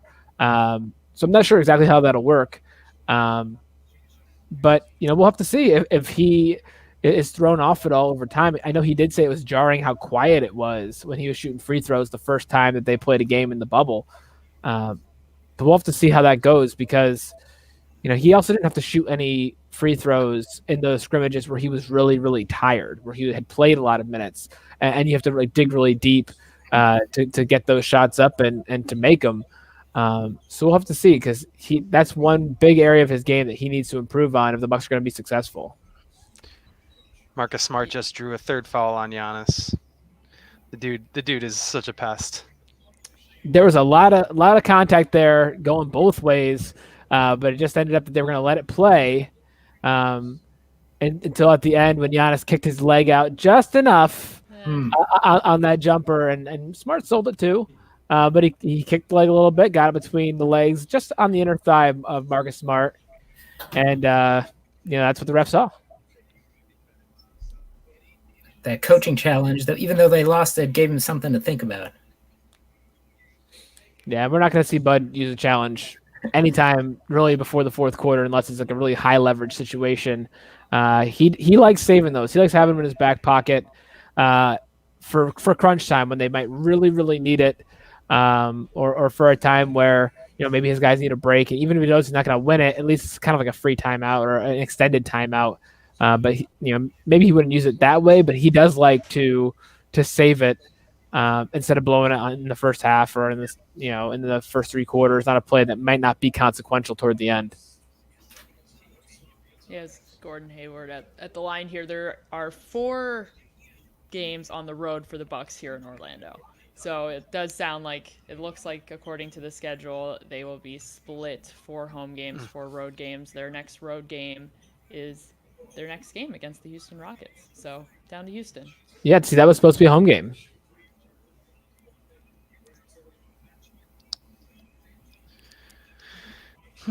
Oh, Chris Middleton with a pretty emphatic block. You don't see those very often, at least.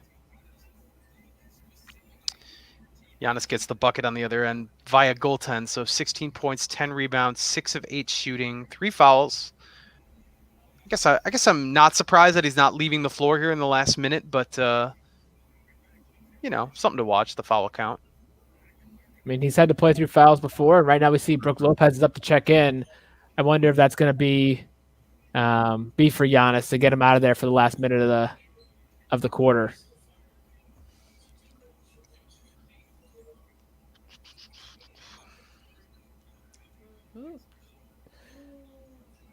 Yeah, that'll be for Giannis. Lopez in, Giannis out. It looked like it was Middleton who spiked that ball against the stanchion. He had a pretty good look at a 3, missed it, leads to a Celtics run out. Dante DiVincenzo with a slight foul, but a foul nonetheless on Gordon Hayward. He gets some contact, leaving his feet. And now Hayward can go to line he makes the free throw, so it's 61-56. Close game going into the half. Yeah, and a perfect time to remind you all, if you have a question or a comment or a thought, please let us know. Leave it in the Facebook chat. We will try to get to it, or in the YouTube chat, depending on where you're watching. We have our first chat, everyone. Our first comment. Ooh. Go Bucks. Well, there it is. Thanks, Joaquin, or if that's how I pronounce your name correctly, hopefully. Thank you for joining us. We appreciate it. Go Bucks indeed. Ooh, it's a bad pass by Brook Lopez.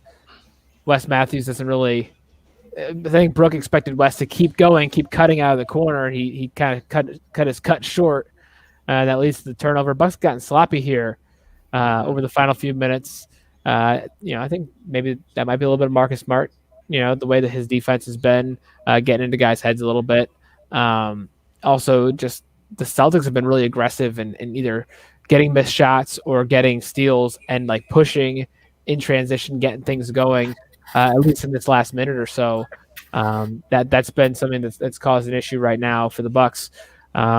This has not been a close game for stretches, but the Celtics have done really well to lock down. Obviously, the Bucks have really cooled off from 3-point range. They're now 7 of 24, 29.2%. At one point, I think they were like 7 of 18, so they might have missed like 6 in a row. But they've really cooled off, and it's very much a game right now.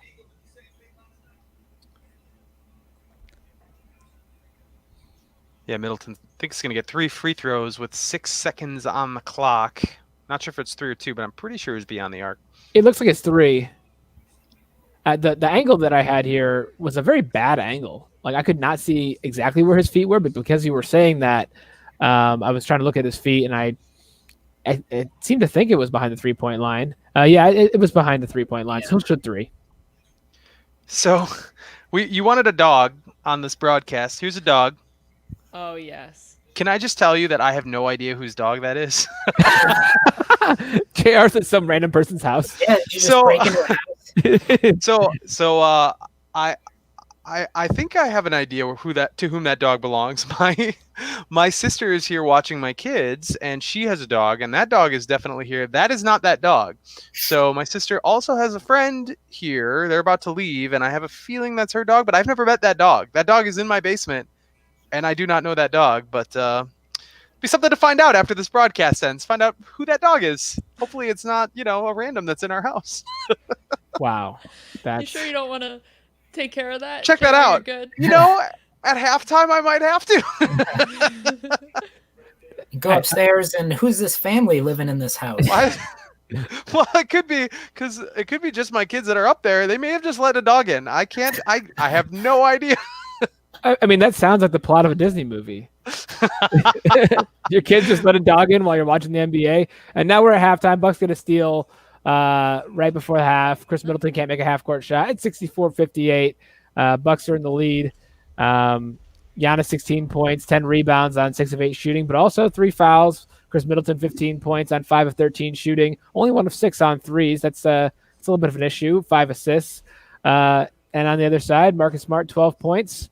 Seems like he has a little bit of an outsized impact on this game, considering he's the Celtics leading scorer. But I think he's doing a lot more than just scoring. So yeah, that's where we are. Bucks have, their largest lead was 15. Celtics have not led at all, and it's a very tight one as we return to NBA basketball. Yeah, been a glorious return. It's been too long since I've sat down with other people and watched sports, especially basketball. I watched a couple of the games yesterday, and now I have my dad, who was napping in a recliner over on my right, getting to watch sports with other people. So it's nice to have a little bit of camaraderie and to be with all of you, even if we're not actually together in person. It's been lovely. I love it. Your dad's napping. He didn't snore, which is, I was hoping he wouldn't, and thankfully he did not.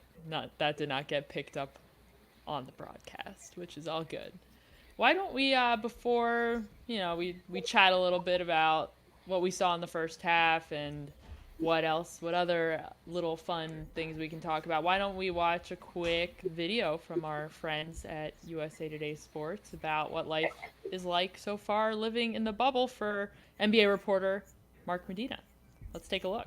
I'm out of quarantine. I got 7 consecutive negative tests for coronavirus. I'm a free man. I can venture out, but only to a degree.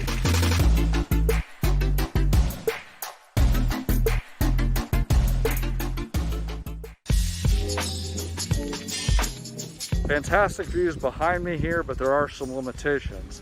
I will show. I can't be over there. I can't be over there either. You can only stay in this area here. Now when we go to practices and games, buses will take us to the other site. But for now, I'm out of quarantine, but only in these areas. But I can walk around here. You will see a lot of nice sights. It's nice just to get some fresh air here. We also have to attach a beeper on our credentials so that if we are then 6 feet away from someone, it'll start beeping incessantly, and finally the sound will grow louder and louder, but hasn't beeped so far because I'm following the rules. There's a few things to do. I showed you the pool a while back. Up here, there's a pickleball game going on, Jenga game over here. Fun stuff. Can never go wrong with sanitizing stations. We got the Connect 4, and I don't know where the equipment is. I don't see it. But if you got some bean bags, play some cornhole.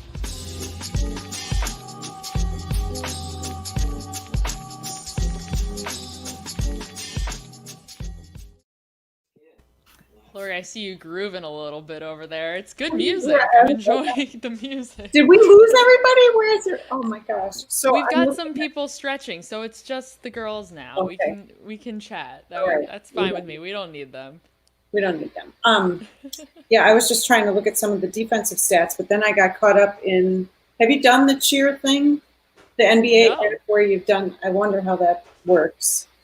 The cheer thing, fill me in. What is that? I don't know. So I'm on NBA.com and I'm looking at the Bucks Celtics box score, and next to that it says cheer, and it says cheer again soon. You've earned a halftime break. Check back at the start of the third quarter to continue cheering. Tap on the logo to unlock your favorite team's emojis. So I wonder if this actually somehow sounds like a cheer, or enunciates a cheer, or increases the volume of a cheer. I haven't heard anything about that. I watched a short video about the in-game presentation in the bubble, and from what I understand, it looks like at some point during the game, there's an opportunity for fans to cheer from home, and that explains probably exactly what you're looking at. So when fans are told to cheer from home or go onto the NBA app and use this functionality, I suppose they can cheer for their team, which is fun. And if had I been paying attention to that, maybe we all could have tried that, because that sounds interesting. But so, oh well. It's funny. I've got 3 screens going. I've got us. I've got my phone because I'm trying to look up stats, and then I've got the game on TV, and I have, I'm trying to look at. It looks like Boston is shooting 38.5% from the field, which I thought that can't be that low. Really? And I don't know. That's pretty good defense by Milwaukee, if that's the case. Let's see what Milwaukee is shooting. 46.5. So the Bucks usually hold opponents to about 41.3%. Very good defense. Oh, thank goodness. Well, and the big thing too, Lori, is there's been a ton of fouls. It's been a little bit of a ref show. The Celtics have gone to the line for 29 free throws. Like I think that's about what they average for like a game. Mm-hmm. And I mean, the Bucks have gone to the line 20 times. I mean, 20 free throws, 17 of 20. Celtics are 23 of 29. That's kind of the thing that's allowing the score to be where it is. Right. Even though neither team is shooting it all that well. I mean, the Bucks are 7 of 25 on threes. The Celtics, I believe, are even worse than that. 5 of 19. So it hasn't been pretty, but there have been a lot of fouls. And, some of that is, you expect a lot of fouls early in the season, during the preseason, stuff like that, like in a normal season. So this is basically like the restart. This is the restart, but it's like the start of a new season. And so there's a big adjustment for players and for refs into getting the calls right, or if that's the refs or the players, like adjusting their physicality to the whistles or to getting readjusted to the whistles. So a lot of foul calls, and hopefully the people involved can figure this out so that we just don't have a free throw contest to watch over the second half, because I enjoy the other parts of basketball too. Yeah, nine turnovers for the Bucks. Most of them coming during that sloppy stretch with the backups there in the first quarter. That's probably not too surprising since coming back after the long layoff, probably a little sloppiness probably to be expected. So a lot of times at halftime, I'll be bugging Ben and definitely Matt, because we're thinking of story ideas. What angle are you going with? I'll be thinking of this angle. Ben's be looking at this. Oh, you guys are eating. And we should talk about. Yeah, I've got some mint chocolate chip ice cream. Oh, okay. I didn't know we were doing that. Anyway. See, that's what I would normally try and do at halftime, is get something to eat, right. because media starts with me, and I'm usually hungry. That's so funny. You put that out there, but you are not like that at all. You're like the most selfless media person I know. Well, give me ice cream and I'm real selfless. But what would you guys be thinking of angles, or what are you going to be watching for in the second half? I know for me, I always try to watch different people because my eye always gravitates towards Giannis, because he's well, but he's such a good defensive player, and I love watching kind of the subtleties of the game and things like that, and what he does away from the ball and all that. But what are some angles or things that you guys are looking at now? I mean, I'm looking at how minutes are being appropriated. I mean, Giannis has only played 13 minutes, and he's been outstanding in those 13 minutes. Part of that's his own fault with the foul trouble, but also part of that, I'm sure, is Bud and the way he's using him. I'm interested to see how much Giannis can stay on the court, whether it's Bud's choice or, Giannis's foul trouble. Because that could very well determine how this game ends up. I'm interested to see, whether he's there or not. I think Chris Middleton has really stepped up so far. I'll be interested to see what he can do. The Bucks have tended to have really good third quarters. So can they come out and do what they did in the first quarter and do that again? Because they're going to have their starters out there for at least 5 minutes together. So what kind of start can they get out to? And that could kind of shape the rest of this game, or at least the way the second half is going to go. So there are a few ideas there. Obviously, the bench hasn't done enough, but somehow Ersan has like 7 points. And I want to see if it's going to come down to crunch time, and if they're going to have to, make crunch time decisions. If they're going to try to win this game, if they're going to make decisions that are very clearly like, okay, we're just gonna like play our rotation, do whatever we want, and not really worry about how it ends up, or like, are they gonna extend guys? Even though that's not like really their main goal. I'm really interested to see what the second half holds. Yeah, I'd be looking at a guy like Sterling, with Bledsoe out and Connaughton out. Sterling's seeing a lot more minutes. He'll get more minutes in the second half, and just seeing how he reacts to that increased playing time. I think I'm most interested in how crisp they look, or, I wrote a story earlier this week. Boy, Matt and I were struggling because we didn't have as much access. It's tough to cover a team by video conference calls, but I think I counted that they had like 15 practices between shoot around, 3 scrimmages, and individual practices and 5-on-5s. And I thought it was ample time at least to get started again. And one of the things that you look at with these games is the amount of turnovers and certainly the good passing. And I'm looking at that, George Hill has been in there. The passing from Giannis has been pretty good. So that's something I just want to see how sharp or how rusty they actually look. But I'm open-minded at this point. Giannis said yesterday that he felt like he's at 70 to 75% of the way back to how he would typically feel in the regular season when they're in the thick of things. How accurate so far through this game do you feel that 70 to 75 is? I have no idea. Like to me, Giannis always looks basically the same. And he says this all the time. I remember talking to him. I forget what city it was in. It was like before last season. He just holds himself to like a totally different standard. And obviously he can feel how he is in a way that no one else can. But he just says like, whatever I look like, I'm not there. And I need to get so much better.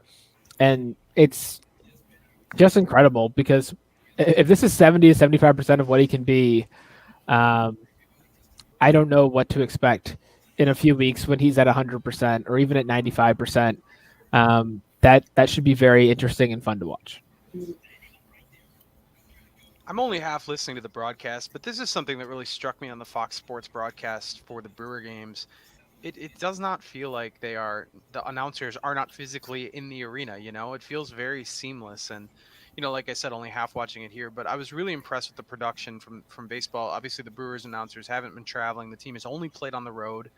And it's so tough in baseball, especially because basketball, at least the ball's only going up and down. In baseball, off the crack of the bat, it could go any number of directions. If you're not physically there, it's super hard to try and predict what's going to happen or call the action or kind of have that crescendo in your voice. And it doesn't feel weird at all. You absolutely forget about that. I think you also forget about the no fans situation. You just get used to it really fast. And I don't know if that's just the desperation, the mind wanting sports so badly that they'll accept any set of circumstances. But this is pretty cool how it's worked out. It feels really good production wise, and at least you're not having to completely suspend your disbelief when you're that everything is somewhat normal at this point. Yeah, I think it's easier with basketball than baseball. Because of baseball, the foul balls, they go out and you see just the sea of empty seats behind you, right? So it's easier with the tighter camera angle. But yeah, this feels like a regular game. My only quibble will be, the coaches with their casual wear. It feels like summer league with the polo shirts. I wish they would bring the suits back. Don't you normally wear a suit at game day? What do you got a t-shirt on? Oh, good point. I'm a hypocrite. Yeah. I'm teasing you. I'm teasing. No, I was thinking about wearing a suit and then standing next to like my TV and like holding my recorder up to like a Zoom conference call and then taking a picture of it.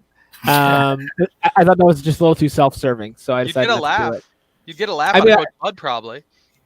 I would, but the problem is that he can't see us. The crazy thing is that Bud and the players can't see us. They're actually looking at a monitor that shows them themselves, which has to be like the weirdest possible thing in the world. Like Bud sitting there and hearing my voice coming from his face back at him. Yeah, those conference calls are going. That's what I was told. I was told that they see themselves. Interesting. Oh, that's awful. So yeah, so they can't even see us. If they could see me, I might be into it. I might put a little more effort into my appearance. I put on a clean shirt like 15 minutes before we got on. I think I'm doing my best. Yes. The I bar changed. is I was in a low. t-shirt and went polo, so Wow. I'm spruced up. Wow. Thank you. Thanks for dressing up for us. Speaking of dressing up, Ben, going back to the casual wear for the coaches in the NHL, this has been a pretty big point of discussion too. For the players, typically when they're walking into the arena, they have to be wearing suits of some sort of tie and jacket situation. However, in their bubbles, they don't have a dress code. So it's been like that's the same for the NBA. right, but the NBA players do it a lot better than the hockey players. So I'll be honest. Always. That point is valid. Ben, you know I'm just teasing you, right? I know. Okay, I'm not sure. I can't. I'm gonna go off camera and put a suit on. Okay, good. Please Go get more. please go off camera. I'm just teasing. I wonder if they will spruce it up though for the finals or for the upper echelons of the playoffs. Gotta See, step up your fashion Giannis game, is right? on the floor again. Oh, I'm sorry. This is the fifth. I'm keeping track because I think I want to do. That's the fifth time Giannis has landed on his tailbone or hip or something. So anyway, As he does. Wrap them all in bubble wrap. I know I sound like an old. But I'm bumped. Oh, we need Olivia's puns or. I'm all about it. Yep. You know me. You know my brand. Yes. I wasn't even trying to be punny. No. That's how good you Ooh, are at it. we have a good question here from friend of the show, Robert Zizzo, if we can call him that. Based on matchups, which team do you think the Bucks would least like to meet in the Eastern Conference Finals? Well, I think Miami would be up there, considering they haven't beaten them this year. They always play them really tough, and as I mentioned before, there's no issue with Miami nightlife in a series like that. But that team is seriously athletic and physical and tough, and so that's going to be a problem. Of course, I mentioned Philly before, that they've played them tough before, and when they're at full strength, can be a really difficult team. I mean, these Celtics are nothing to sneeze at either, and the Raptors, obviously, there's probably some mental baggage that goes with that. So I think any of those four teams would be really tough. But if I had to pick one, I'd probably say the Heat, just because of the trouble they've had with them specifically this year.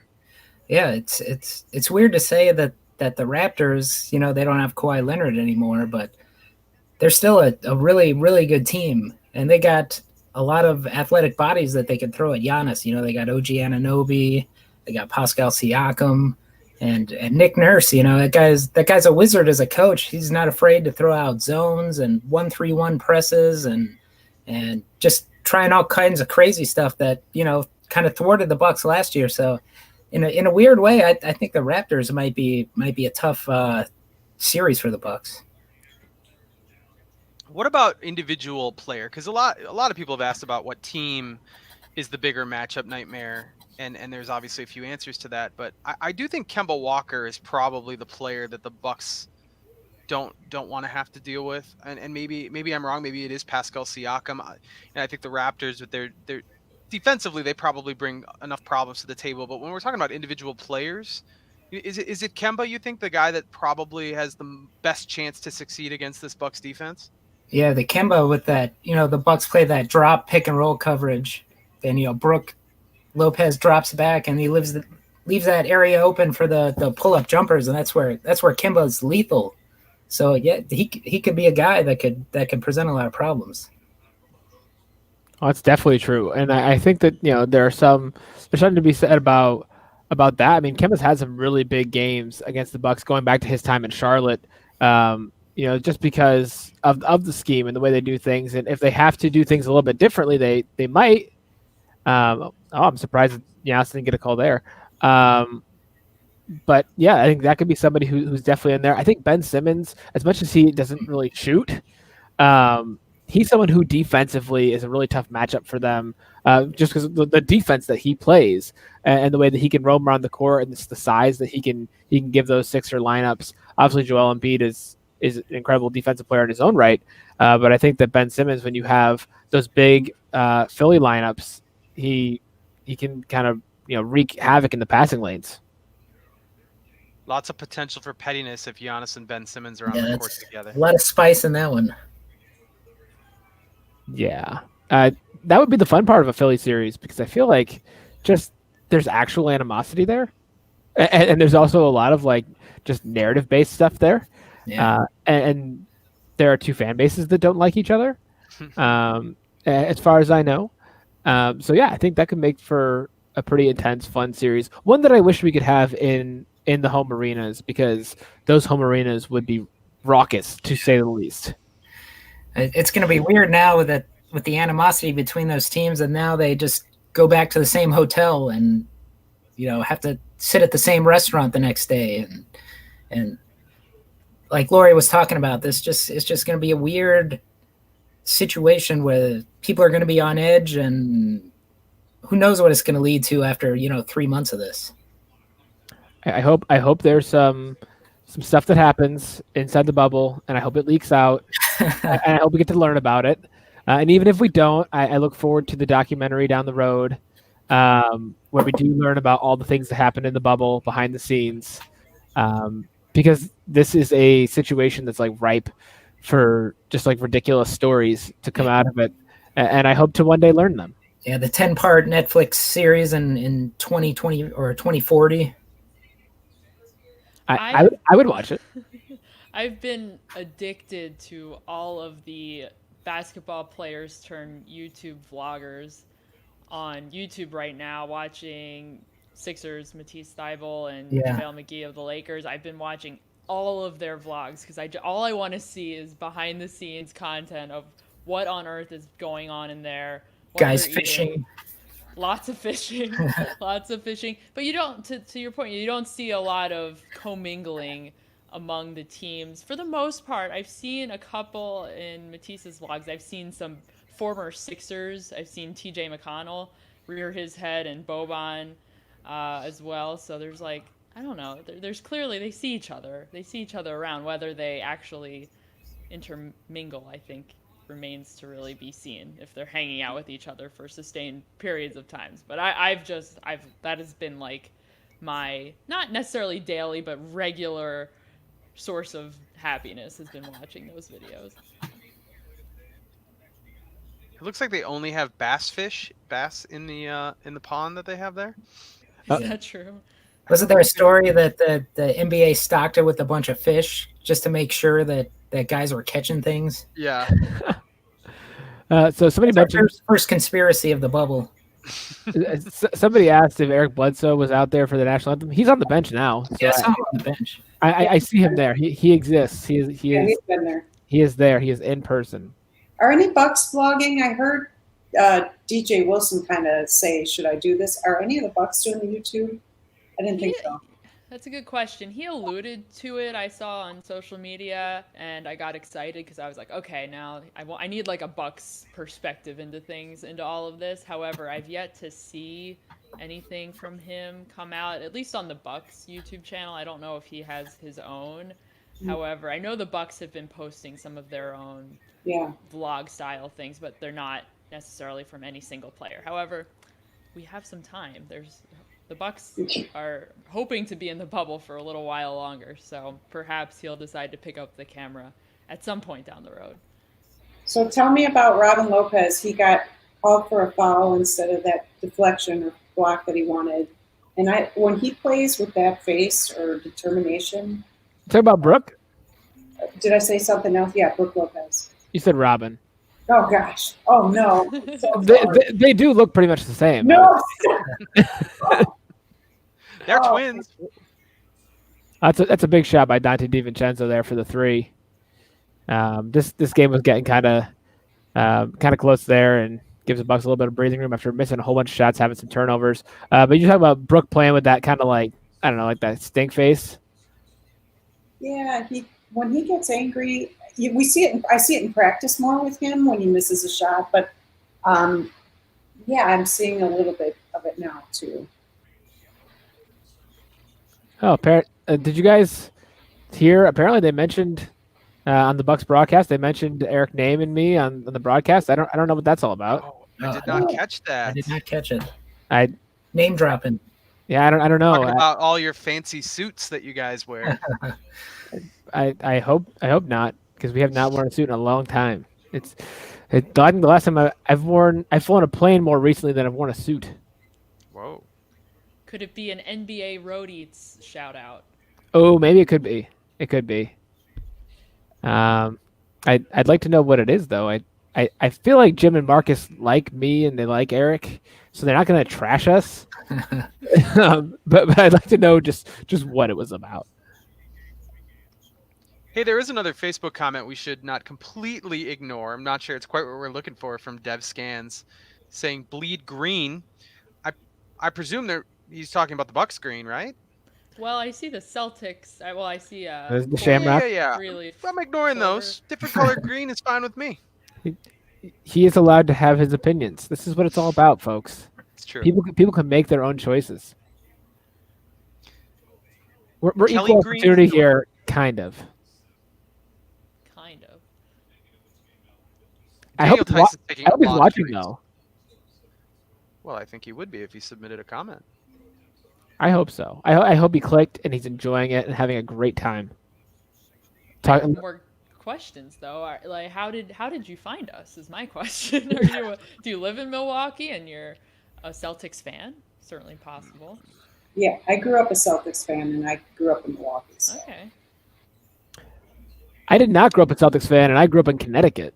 So, even though a bunch of my family's Celtics fans, I was more NBA agnostic. I was just too into the University of Connecticut basketball. That was my family's thing, and so the NBA was like, whatever. Speaking of University of Connecticut, they just showed Kemba Walker right there, so he made a 3, and it's a 4-point game, and the Bucks are calling timeout. So to date you, are you then a Kemba stan from back in the day, or are we talking about like the Rudy Gay team that lost to George Mason? Like, what's your? No, I'm way further back. I'm like, I mean, I got Jake in. Bosco back, like what?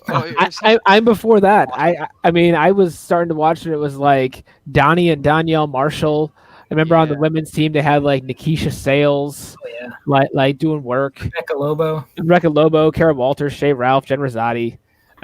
Big on the women's team in our house. Shea Ralph, yeah, and then the men's teams. You know, I was all the way in there for the first championship. You know, Khalid El Amin, Rip Hamilton. I mean, Jake Voskuhl was there. Kevin Freeman, he was like my favorite player. Nobody ever talked about him. No one remembers him at all. But he was like their starting power forward and just like did all the dirty work. Loved it. But yeah, no, I was in on all that stuff. Daron Sheffer, like way back in the day. I think he was from Israel.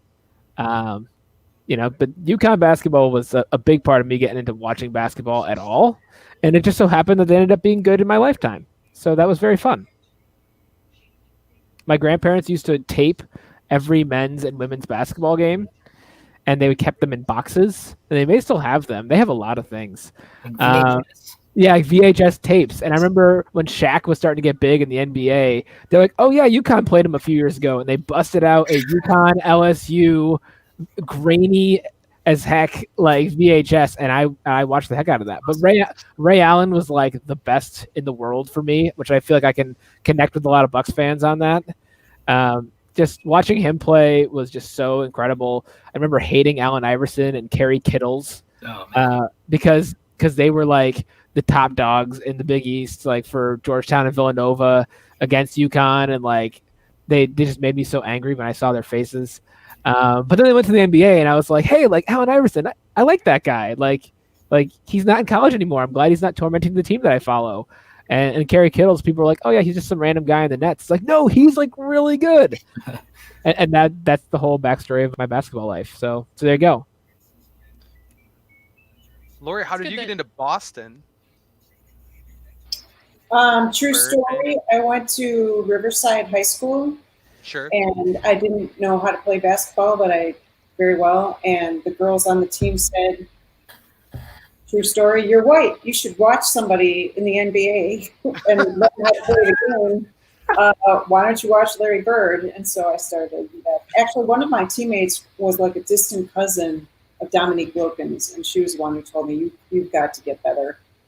So just start watching the NBA. And so I did. And Kevin McHale. I mean, if we're talking about famous white NBA stars, like it doesn't get whiter than Kevin McHale. So the Celtics are probably the place to go if that's what you're looking for. I've never met Larry Bird, so that's good. Like, you don't want to ever cover the people, Meet your heroes. Yeah. I'd very much like to watch some Larry Bird highlights at some point now after you're talking about Larry Bird, because he was incredible. We got some of those on The Last Dance. I mean, that one team, which team is it? The 86 team? That might be the best team, maybe the best team in NBA history. Very well could be. That's what they say. Bucks lead is down to 2 now, guys. It's getting a little dicey. Yep. No, this is all true. Now, of course, they're playing a group without Giannis on the court. He's still only played 18 minutes so far today. And let's just give a quick check on his plus minus in those 18 minutes, because I'm sure it's ridiculous.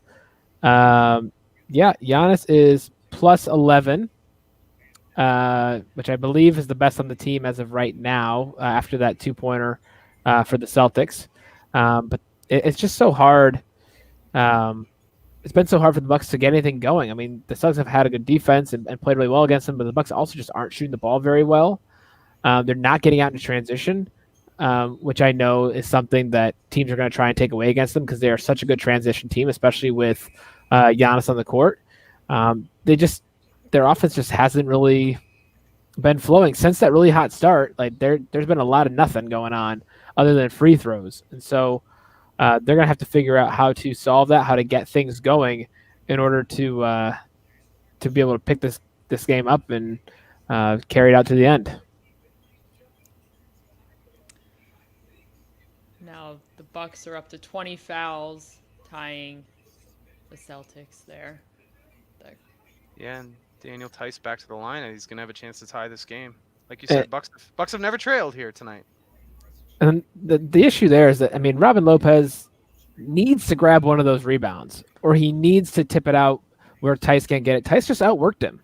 Like, he doesn't have the height advantage, but he definitely outworked him, was able to kind of jump around, use his maybe a little bit better athleticism, his quicker feet to get up there and to corral that rebound. Where were the rest of the Bucks? Like, while Robin probably needs to do a little bit better there on his own, like, he needs some help going in there and getting that rebound. You can't let Daniel Tice get 2 or 3 offensive rebounds on the same possession, Ersan style. That's not a good look, and I'm sure Bud wasn't happy to see that either. Scoreboard finally got adjusted there on Fox Sports. They gave the free throw to the Bucks, but 76-75. Milwaukee still has never trailed, but yeah, they must 47 to go here in the third quarter. They must have thought, oh yeah, different shade of green. Green's the same. It's all the same. It's all Bucks, right? Referring to our earlier conversation. Yes. Bringing it full circle. So that's, yeah, another opportunity for Rolo to grab a rebound. Gets a little bit turned around, can't grab it. Middleton's gone pretty cold after a pretty hot start. I think he might have been like 3 of 5 or 4 of 5 to start the game. Now he's 5 of 16. Just hasn't been able to get going.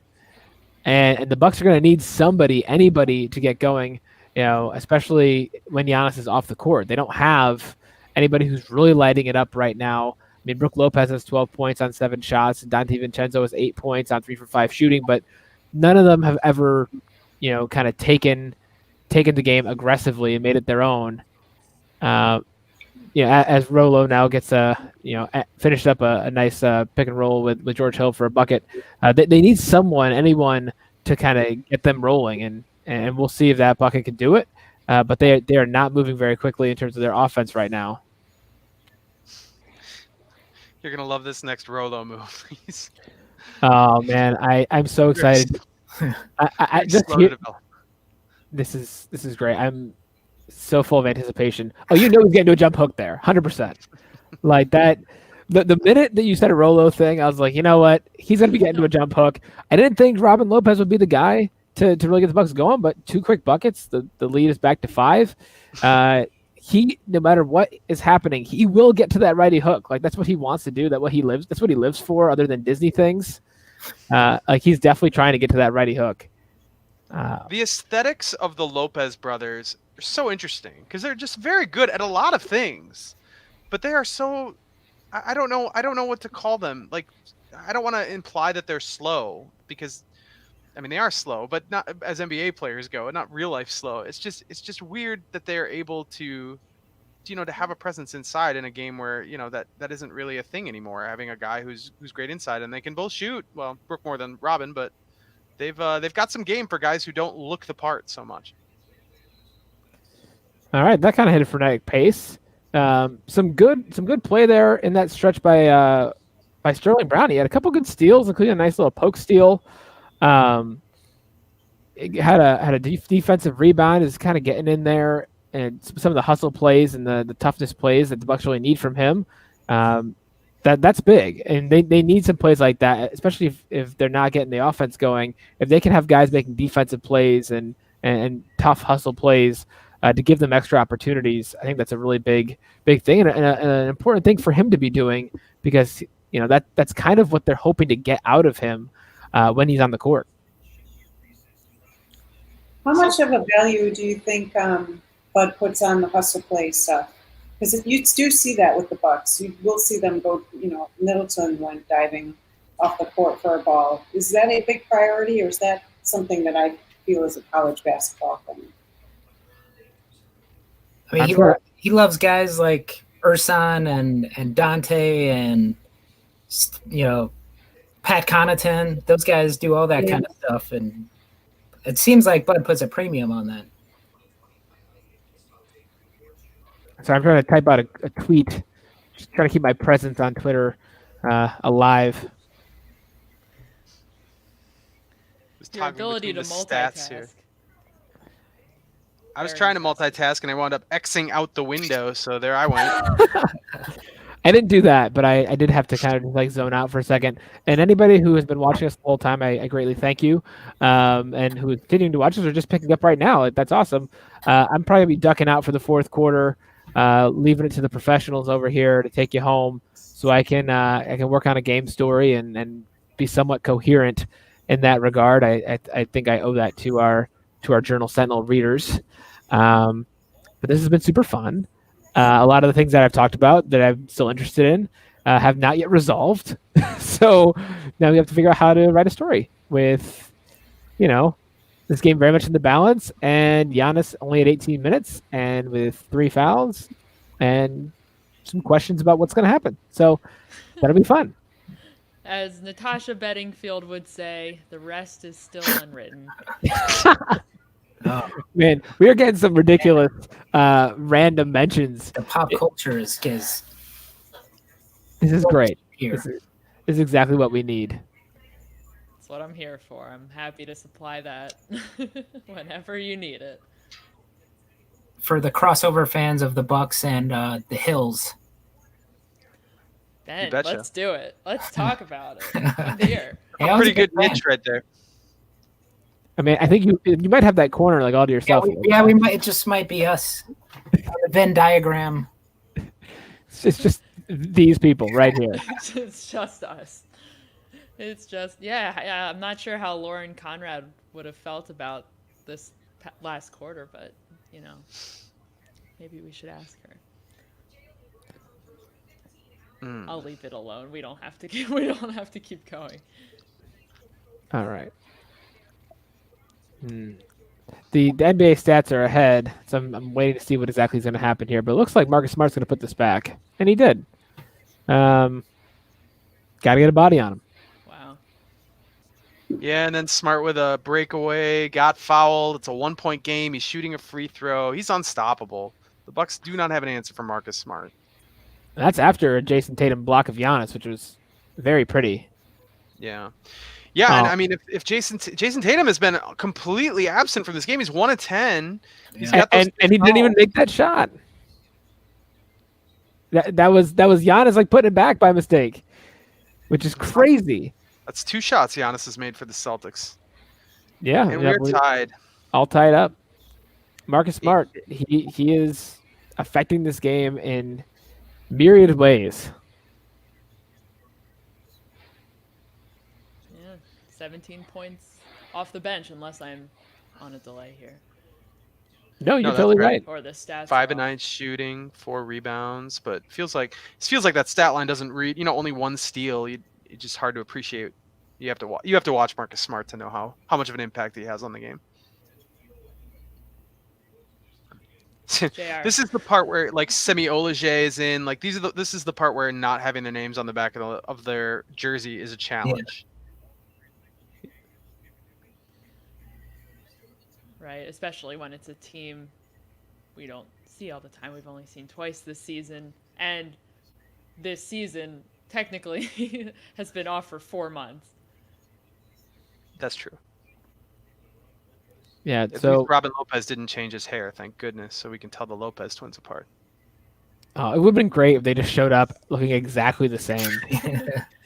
They would hate that more than anyone, Yes. but I think it'd be fun. Well, what needs to happen is they just swap hair. I don't think Brooke is going to be. I don't think that's ever going to happen. But well, it looks like the Celtics have their first lead, and who is responsible for it? Marcus Smart. Marcus Smart. Oh, Bucks trail. Didn't think that was going to happen the way they were playing in the first part of the game. No, well, but Marcus Smart is, like I said, he's having a very good Marcus game. So, Speaking I mean, of, we got a fun game going on. Another comment from another Boston fan. Go Wow. Boston. What is going on? We're big. We must be big in the Boston area. Maybe we've found our audience. Apparently, we should be doing stuff in Boston more often. Nice reverse layup there from Giannis. Get Yeah, the very Bucks pretty. Back on top. Jason Tatum now 1 of 11. Man, Bucks are fortunate that he hasn't gotten going. A lot of Sterling Brown this quarter. I mean, he's played 18 minutes already today. As much as Wesley Matthews, as much as Dante DiVincenzo, like is Bud saving those guys for the fourth quarter? Because I feel like that might be what he's doing, but that's also a little bit more of Sterling Brown than I was expecting. The Celtics right now are playing a lineup similar to Milwaukee, where they've got Tatum in, but then 4 guys that started this game on the bench. That's exactly what now Jaylen Brown's checking in, but it's exactly what Milwaukee has with Giannis and 4 guys that are typically on the bench. So maybe, like you said, maybe they're saving some bullets for the home stretch. Before we lose Matt, I want to make sure we get this question in, because this is a more in the weeds question of the journalism world. Why not?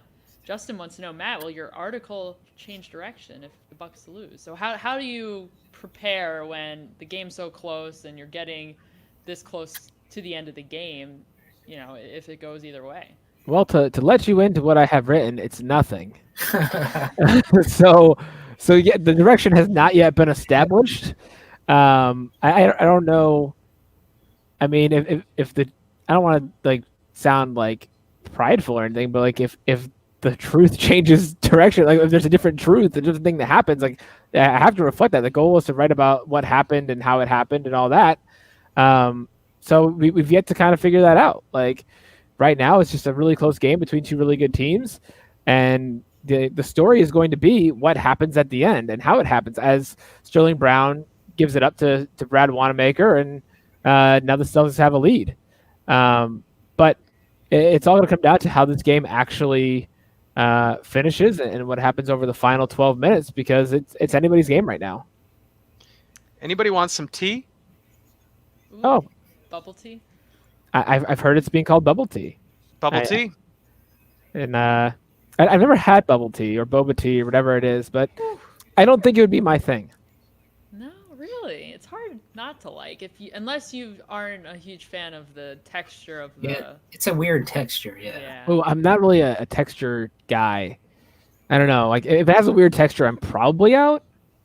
But as we've learned from NBA road eats, I'm willing to try things. Yeah, as someone who's traveled as much as you, Matt, I'm kind of surprised that you haven't, at any point in your stops, I'm surprised you haven't tried bubble tea.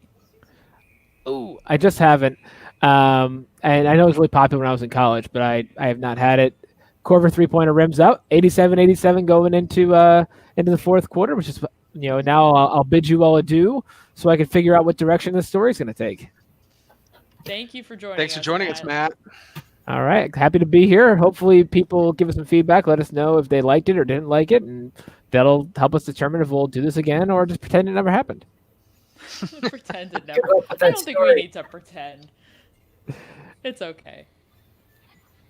All right, and then there were 4. I think we're saying goodbye to Lori, too. Soon there will be 3. Survivor of the Journal Sentinel digital bubble. So listen, I'll be here. If I can listen, that's okay. I just want to really pay attention, and then I'll chime in. Whatever you need to do. Okay? There's no way with Matt Velazquez's efficiency numbers on this thing that he would be the first one voted off if we were doing Survivor style. There's no way he'd be the first to go. I tell you though, being so for my situation, it's a little. So my children are unsupervised upstairs since my family left. So that's a 6-year-old and 8-year-old. So anything could fall apart on this side at any moment. So there's a little thrill here to see if we can make it through the fourth quarter.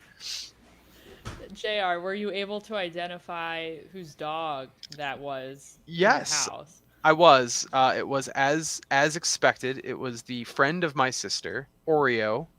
Oreo is 9 years old. He is a very friendly dog because I went back upstairs and Oreo was like all excited about me. So that is what happened. They got past the little barricade we have set up at the top of the stairs and a couple dogs came down. It's the first time I've met Oreo. Little random, but yeah. Fortunately, it's an explainable presence and not a rando. So I'm relieved. I was a little concerned for a moment.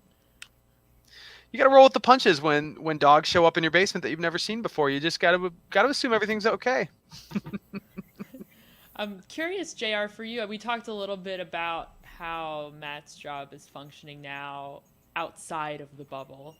For you, when you're so much of what your job is, when you're writing off of sort of these viral moments that are happening either online, people watching the game, or at the game itself. Now, when there's no fans at the games and you're not going to have a moment like David Bakhtiari chugging beer on the sidelines, like what have you seen?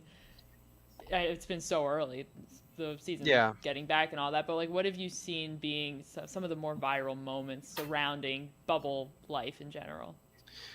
Well, so far I've kind of emphasized what's going on with the Brewers because we've had close to a week of MLB games, so there's at least that.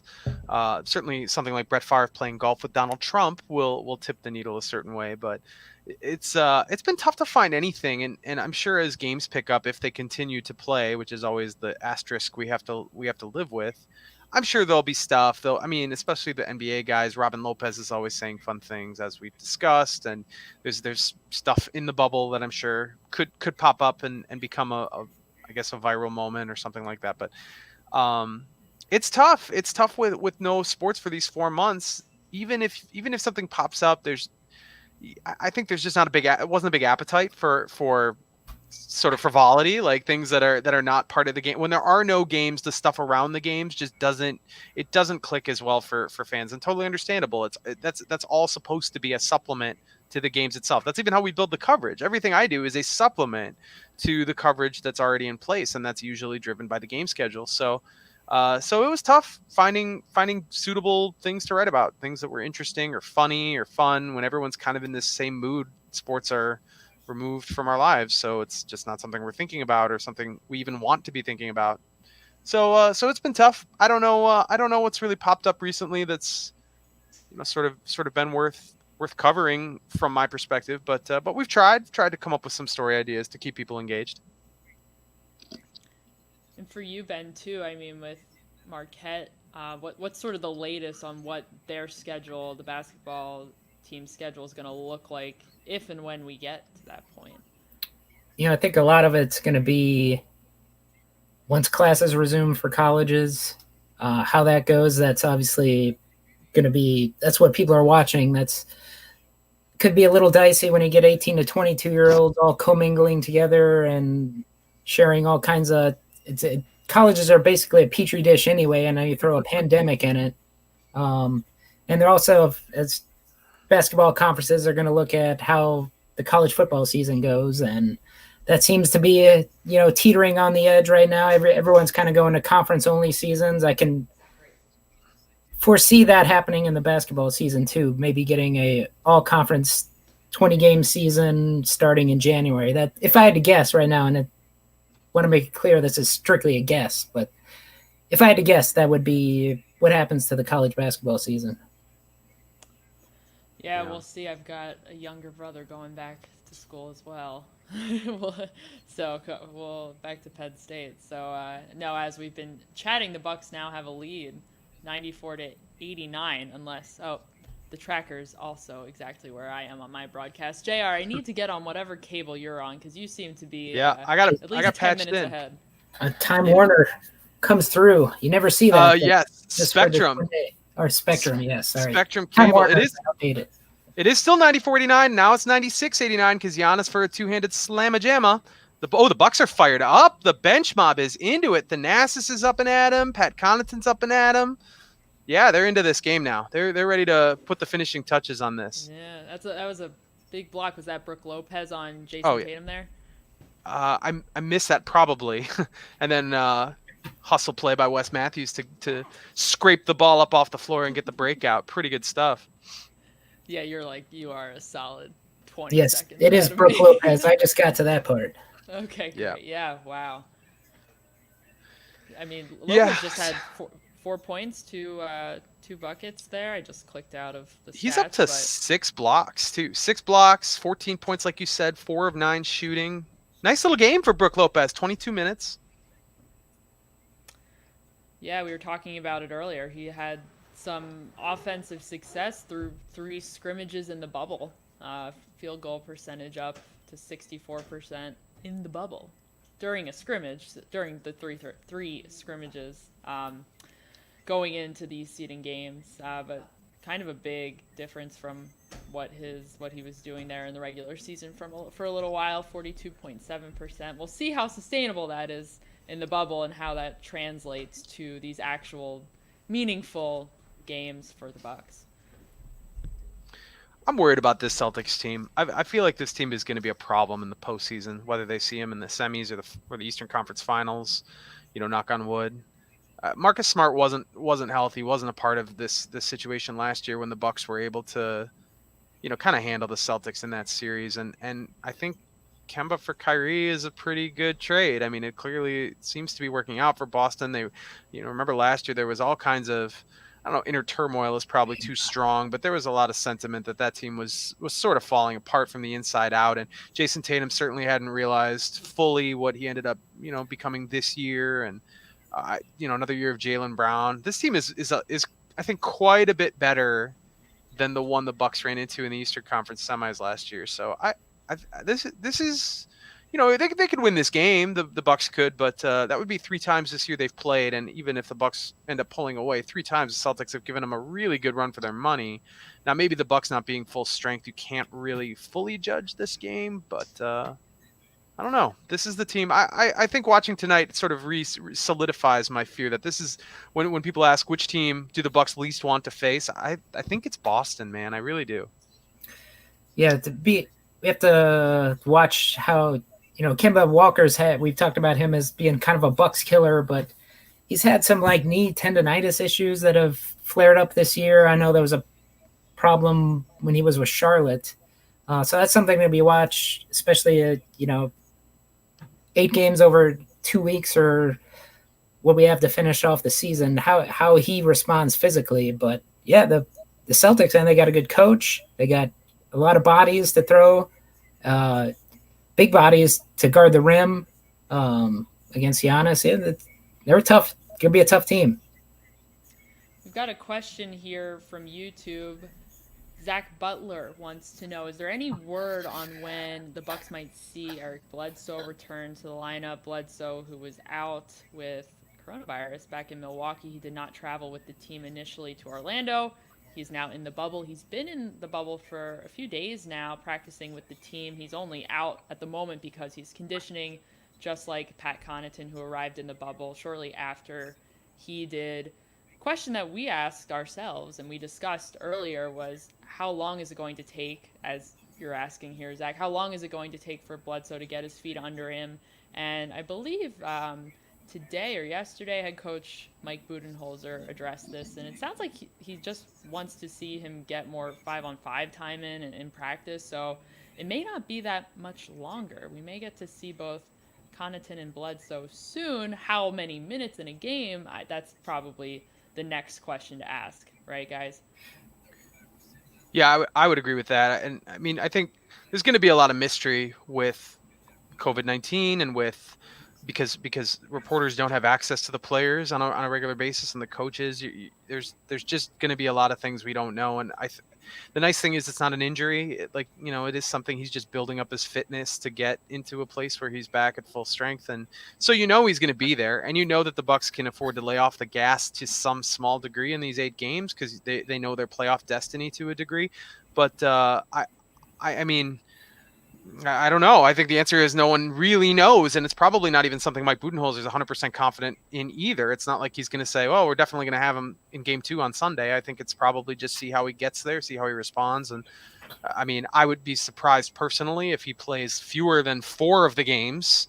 Yeah. I would think he even plays 5 or 6, but who knows? We don't have the access and we don't have the certainty with the way COVID-19 is a part of our lives. We just don't have that right now. Yeah, Bucks next game is Sunday against the Rockets, so probably won't have a lot of time to play 5-on-5 between now and then. So might not see him next game, but maybe the game after that. Yeah, I'd be surprised to see him or Pat this next game, especially because here they are leading the Celtics without them. It's not like they're in a dire situation where they need those guys. So yeah. Right, and as you said, JR, they do have a well-earned luxury of being in a position where they can shake things up a little bit in these 8 seeding games where they're not a necessity for them to win out for any reason because they've already clinched their playoff spot. It's just a matter of the seeding. 2 games, 2 wins will solidify that first seed for the Bucks. So something to keep in mind in these games going forward. What is this Giannis shot, man? I'm sorry. Am I the only one on the ESPN broadcast? Oh, could be. I'm not on the ESPN thing. They got a shot from the ceiling? There must be a drone or a helicopter over the arena. Wow. Don't let that drone land in the bubble. No. Anyway, Giannis checked out there, so he's off the floor. Sterling Brown in. Otherwise, it's the starters. 25 minutes for Giannis, 10 of 15, 11 boards, 7 assists. Pretty solid stuff from Giannis, but the Bucks still not able to put this Celtics team away. Another turnover here to make it, and they're down. Bucks are up 2 points. Celtics ball with about 7 minutes to go in this game, so it is going to be a fun ending here. I don't know which way this ultimately ends up going. Yeah, it's a good question. I wonder if this is the end of Giannis. You would think if the game is this close that at some point, depending on what the Bucks are able to do here, if he'll come back. Look around the 2-minute mark or so, put him back in. Yep. If it's a tight game. Yeah, we got a timeout here. Celtics retook the lead. Jaylen Brown hits a 3, 99-98 with 6:49 to go. Feels a little frustrating because the Bucks, the Bucks don't have many games like this. They usually clobber the opponent and let him back in, but this has been pretty nip and tuck here for most of the second half. We haven't seen a lot like this. Feels like though the Bucks have gotten the better end of play. They do not have the lead. No, and it feels like it's been a little while since we've seen a foul too, which I know the game was feeling a little slow because of the frequency of how many fouls we were seeing. Bucks have 22. Right. Yeah. The Celtics have 25, so feels like it's been a little while. The game's been flowing a little bit more. Refs had to scrape off the rest too. Celtics had 29 free throw attempts in the first half. We talked about only 4 right now in the second half. Wow. So yeah, it has changed around a little bit. Bucks are shooting really well at the free throw line, 25 of 30. It's not like they're a bad free throw shooting team, but all 5 of those misses from Giannis, so everybody else doing their part. Yeah, we had talked about, especially with him, the potential for the lack of fans to be an influence when it comes to shooting free throws. I wonder at the end of all this, as they start to get more games under their belt and there's more of a sample size to judge from, if they ultimately will have more success shooting at the free throw line because of the lack of a hostile environment, especially when they're on the road. I personally doubt it. I feel like free throw shooting is mental in every way. I mean, obviously the fan noise plays into that, but I think I would never plan on Giannis hitting like 80% of his free throws, but I could be wrong. I could be proven wrong. We'll see. We have another thought here from Justin over on Facebook. Justin says that they thought that the Bucks were going to run away with it after the bench got into it. It seemed like all the momentum was in their favor. It just did not sustain itself. This is true. Jaylen Brown, again, a guy who didn't play in these first 2 meetings earlier in the season, has made his presence felt, especially lately. He's got 17 points now, 4 rebounds. He does have 5 fouls, so Jaylen Brown has to be a little careful on defense. 2 guys have 4 for them. Tyson, Brad Wanamaker off the bench, both have 4 fouls, but with 7 minutes to go, I guess that's not a huge concern. But 5 fouls for Jaylen Brown could play a factor. I think if he fouls out, the Bucks are going to be able to feast a little bit more. And we've talked about Marcus Smart coming off the bench with 23 points, being able to make an impact. He has not fouled, which seems that's crazy. He's actually surprising. the only Celtic who has not committed a foul that's played in this game. So that's, and he's got the most minutes, doesn't he? 28. Yeah, he's what a tremendous defender. What a great defender. Just phenomenal.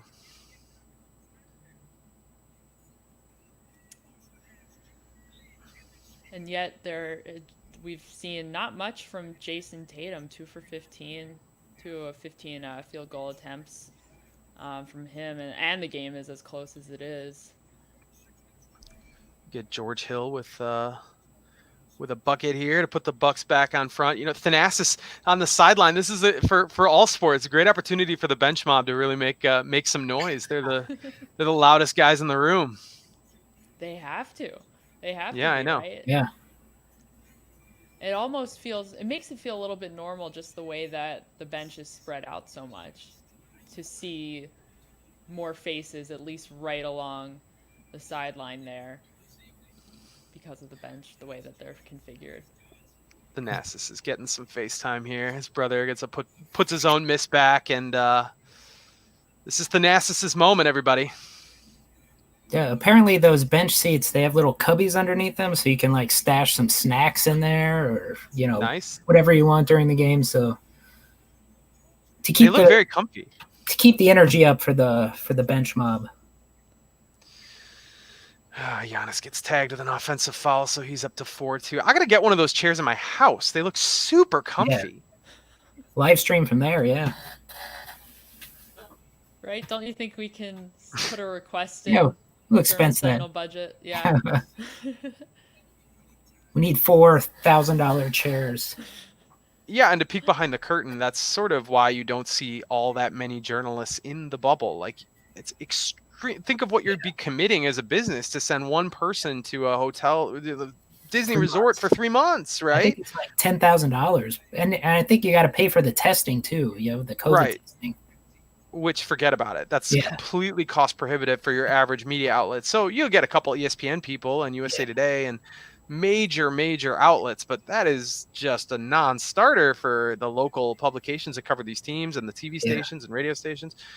Hopefully that'll tick up a little bit for the teams that get deeper into the postseason. It would be nice to have someone there for if the Bucks win a championship. Yeah. But that's not a guarantee. Like, there's a lot to consider. So it's I don't know. It's really, it's just a tough situation that way. I understand it. It's understandable. It's just tough. Yeah. Oh, Yeah, Wes and as Matthews with a huge three from Wes. We're watching different games, Jay. Yeah. I think. We gotta rely on you, JR. You Carrying just have to know that I see the future. That is what it comes down to. Giannis with a ridiculous block on Wanamaker, so the Bucks have the ball back. Wait, we still gotta get to the Wes Matthews 3 here. I'm there. I've gotten there. So, yeah, we saw, going back to some bubble talk, we saw Mark Medina's view of what the bubble is like for journalists and what he is able to see from just immediately around his hotel. And it's a different life that the media is living from the players right now in the bubble. It's in terms of where they can go and what they can do. Like, for example, I don't think our colleague Mark Medina could go fishing right now if he wanted to. I think it would be a little bit more reserved for the players. Yeah, I think there's certain areas where he's not allowed to go that only the players can be. But for a media person, for the games, specifically just for the games, it would be nice because, they're right there courtside, which is rare these days. And without any fans, you'd be able to hear everything that's going on the court. So as a journalist to be there, all costs aside, it would be an awesome experience to cover it if you were able to get in there. All right, so Bucks lead is 105-103. Got 4 minutes and 2 seconds to go. Celtics get an inbound here under their own basket.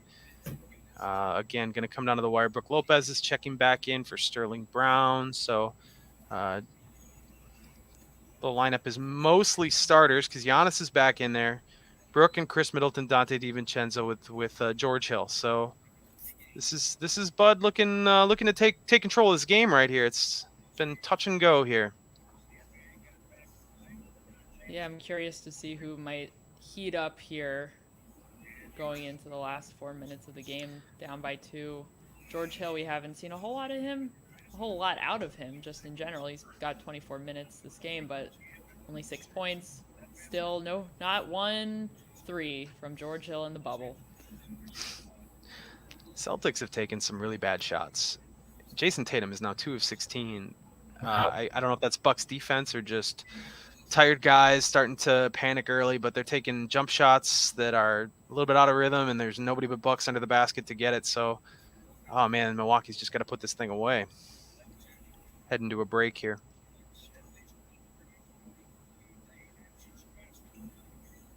Who was that foul on? That last foul, that would have been, it wasn't on Giannis. No. Marcus Smart. Yeah, I don't know who got credit for that one. It doesn't say on the stats. I'm not sure. I was going to say, because I think it was, and that would be his first of the game so far. Ruining a perfect game for him. Yeah.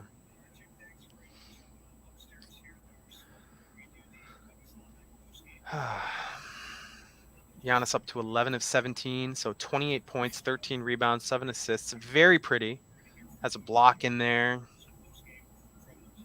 Bucks have 7 blocks, 6 of them by Brook Lopez. 6 blocks. 6 blocks, baby. He has been a force inside.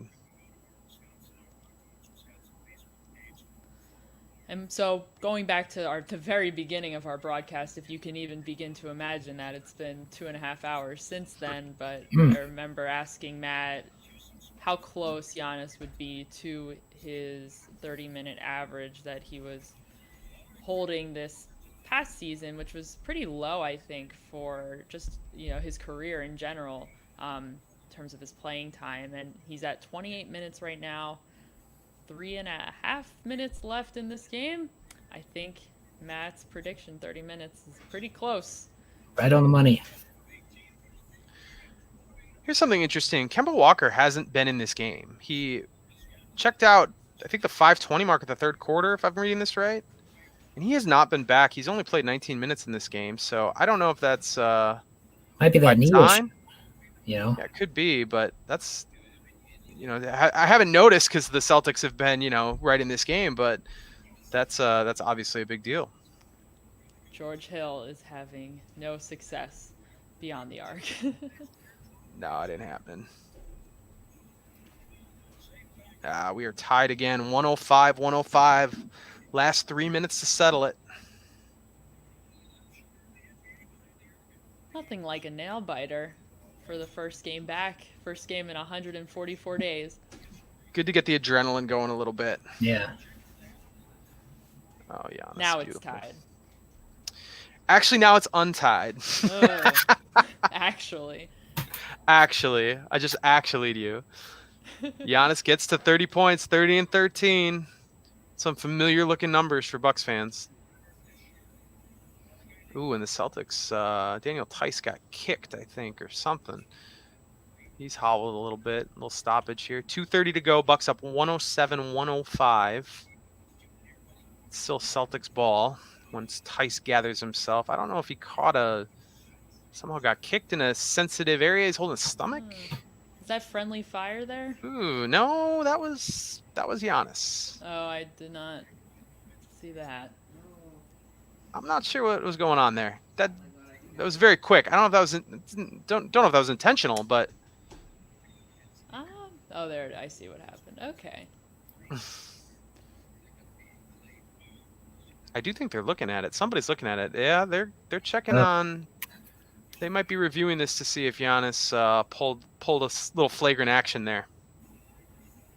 This is an official review, so 2:30 to go again. 107-105 Bucks. Giannis has got 5 fouls. Well, that's something to watch if this game goes into overtime. Yeah, I don't know. It's tough to say. He's kind of defending himself with his one hand and sort of reached out with his other one, and I don't know what they're gonna say here. No hostile action is what the ref is saying. So I think that clears Giannis to keep going for now.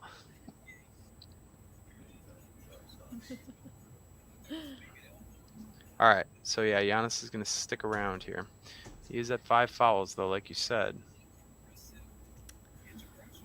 Kind of just grabbed him by the waist, it looks like, Yeah, but pretty violently.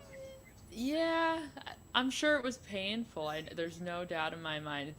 He definitely sold it a little.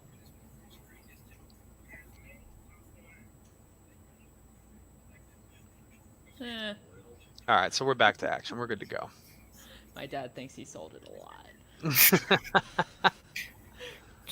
All right, back to tied, guys. Awakened from his nap. He's awake. Yep. Went for a walk. Ooh. Now he's up. All right. Chris Middleton, not his night right now. Middleton shooting 5 of 19 now. Celtics do have the ball with under 2 minutes. Middleton, 5 of 19, 1 of 8 from 3. Does have 6 assists and 3 boards.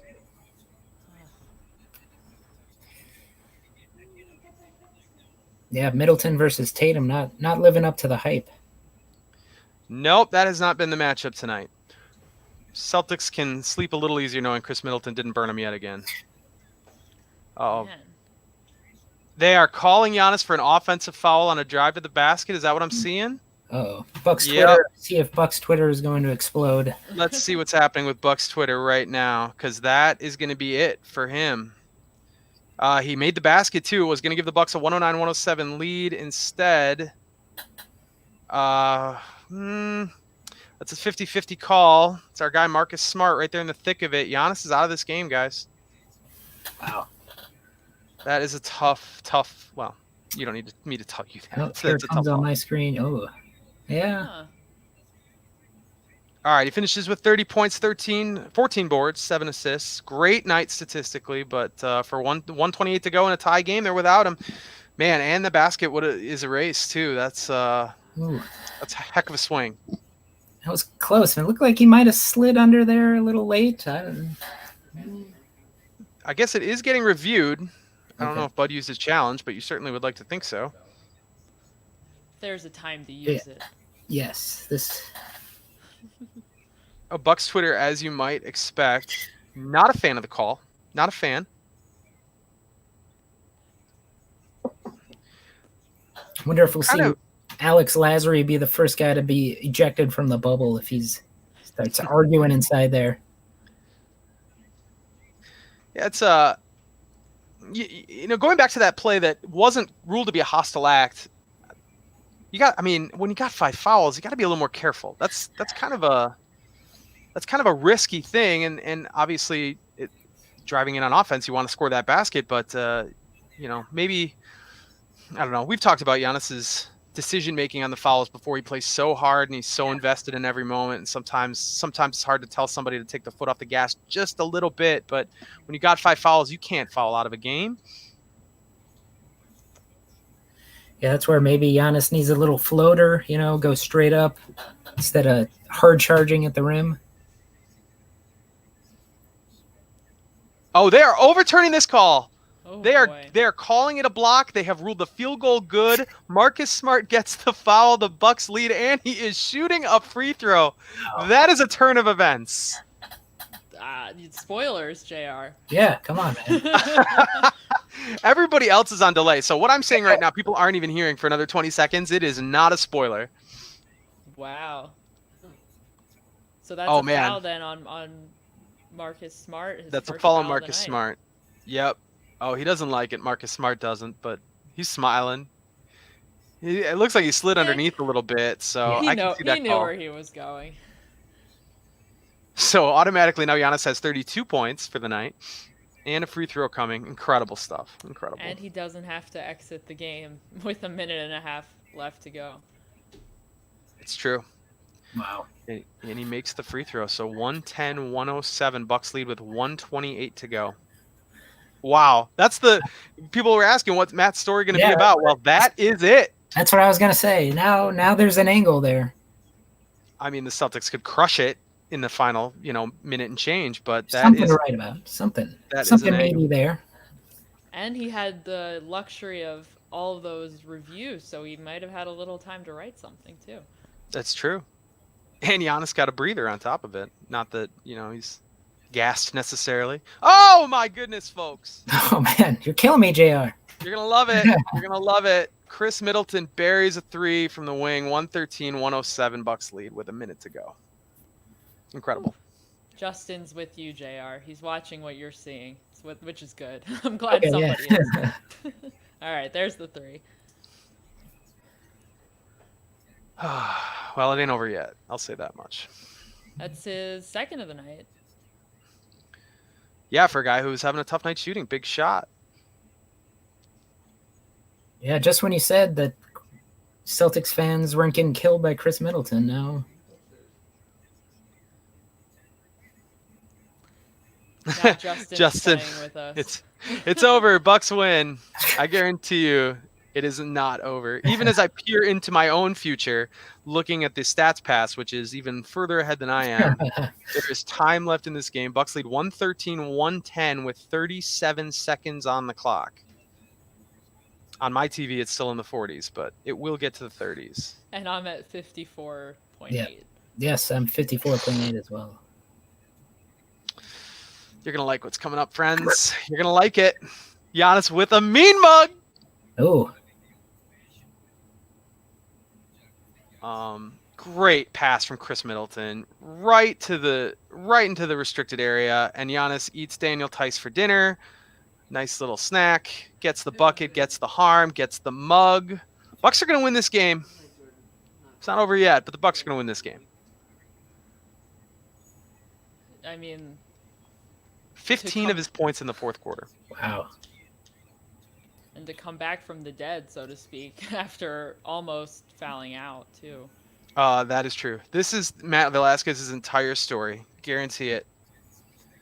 So we're headed to a break. 116-110, 37.6 to go. Yes. And timeout. There it is. The first official stink face of the bubble. I feel like there has to be a good bubble pun there. I have to think a little bit. Trying to do my stink face.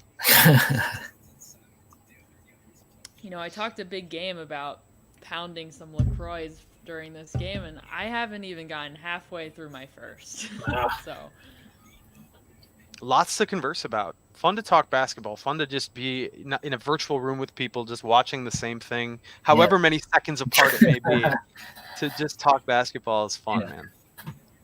It is. And as I said before earlier, it's been so long since we've had the pleasure of watching a game with each other. It's it's a part of our jobs normally, but now it's become a luxury. I think it's made me appreciate it that much more. Absolutely.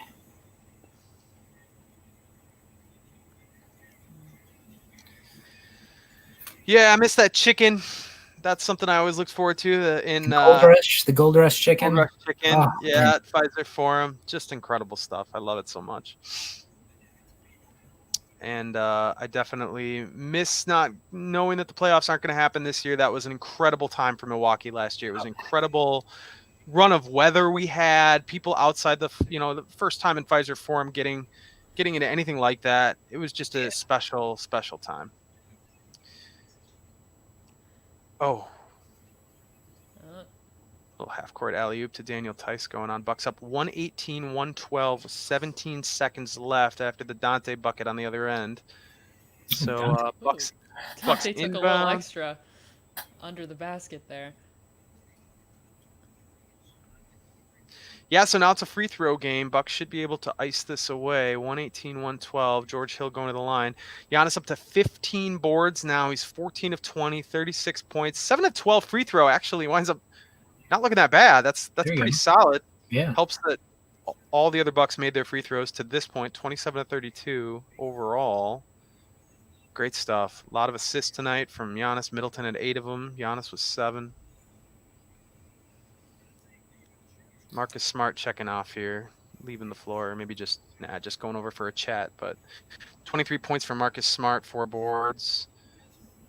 But really, just a tremendous game. Yeah, Bucks look sharp. Bucks look sharp in the second half here. Yeah, it was ugly, I thought, in the second half to start with. Just sloppy, sort of uneven for both sides, really. But they tightened up here in the end.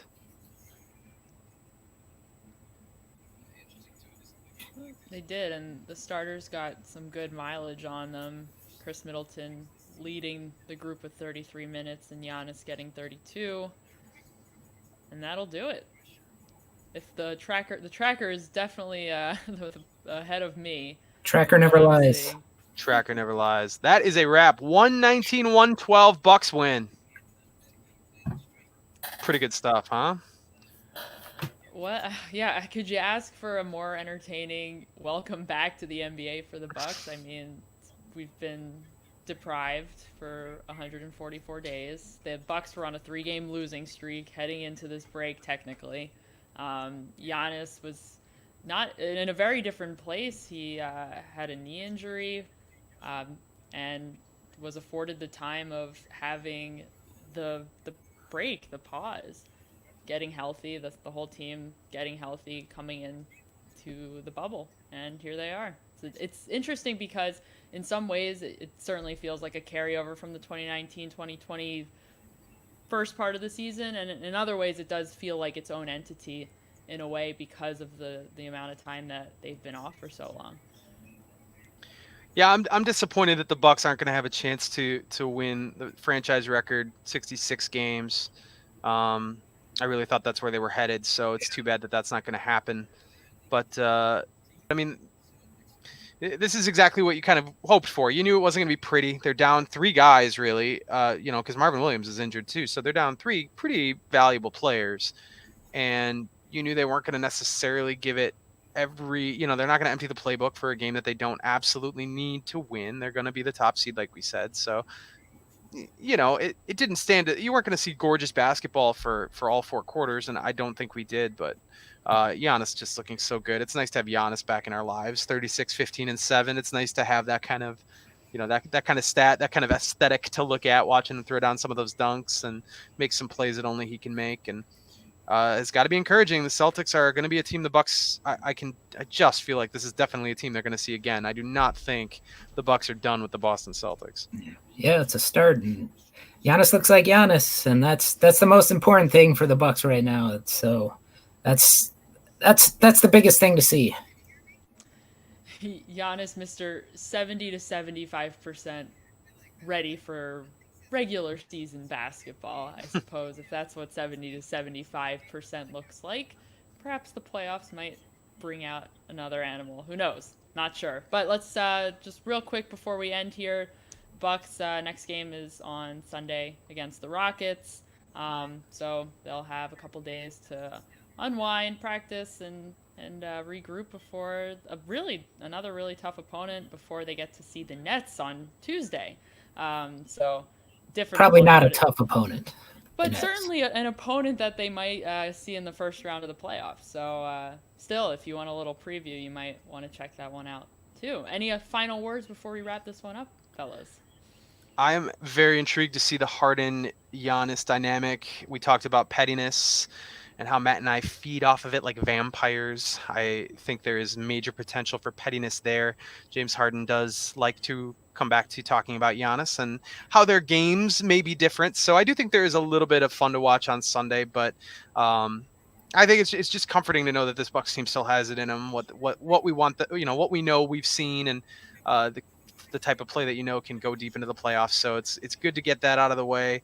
I don't know if I'm going to be as engaged in any of these other games. Maybe the game against the Raptors on August 10th is going to jump out there because that's a potential Eastern Conference Finals opponent. But right now, nice spot to be in, the Milwaukee Bucks. I think that's it. It's kind of a nice to coast here for the rest of the way until you get to the playoffs.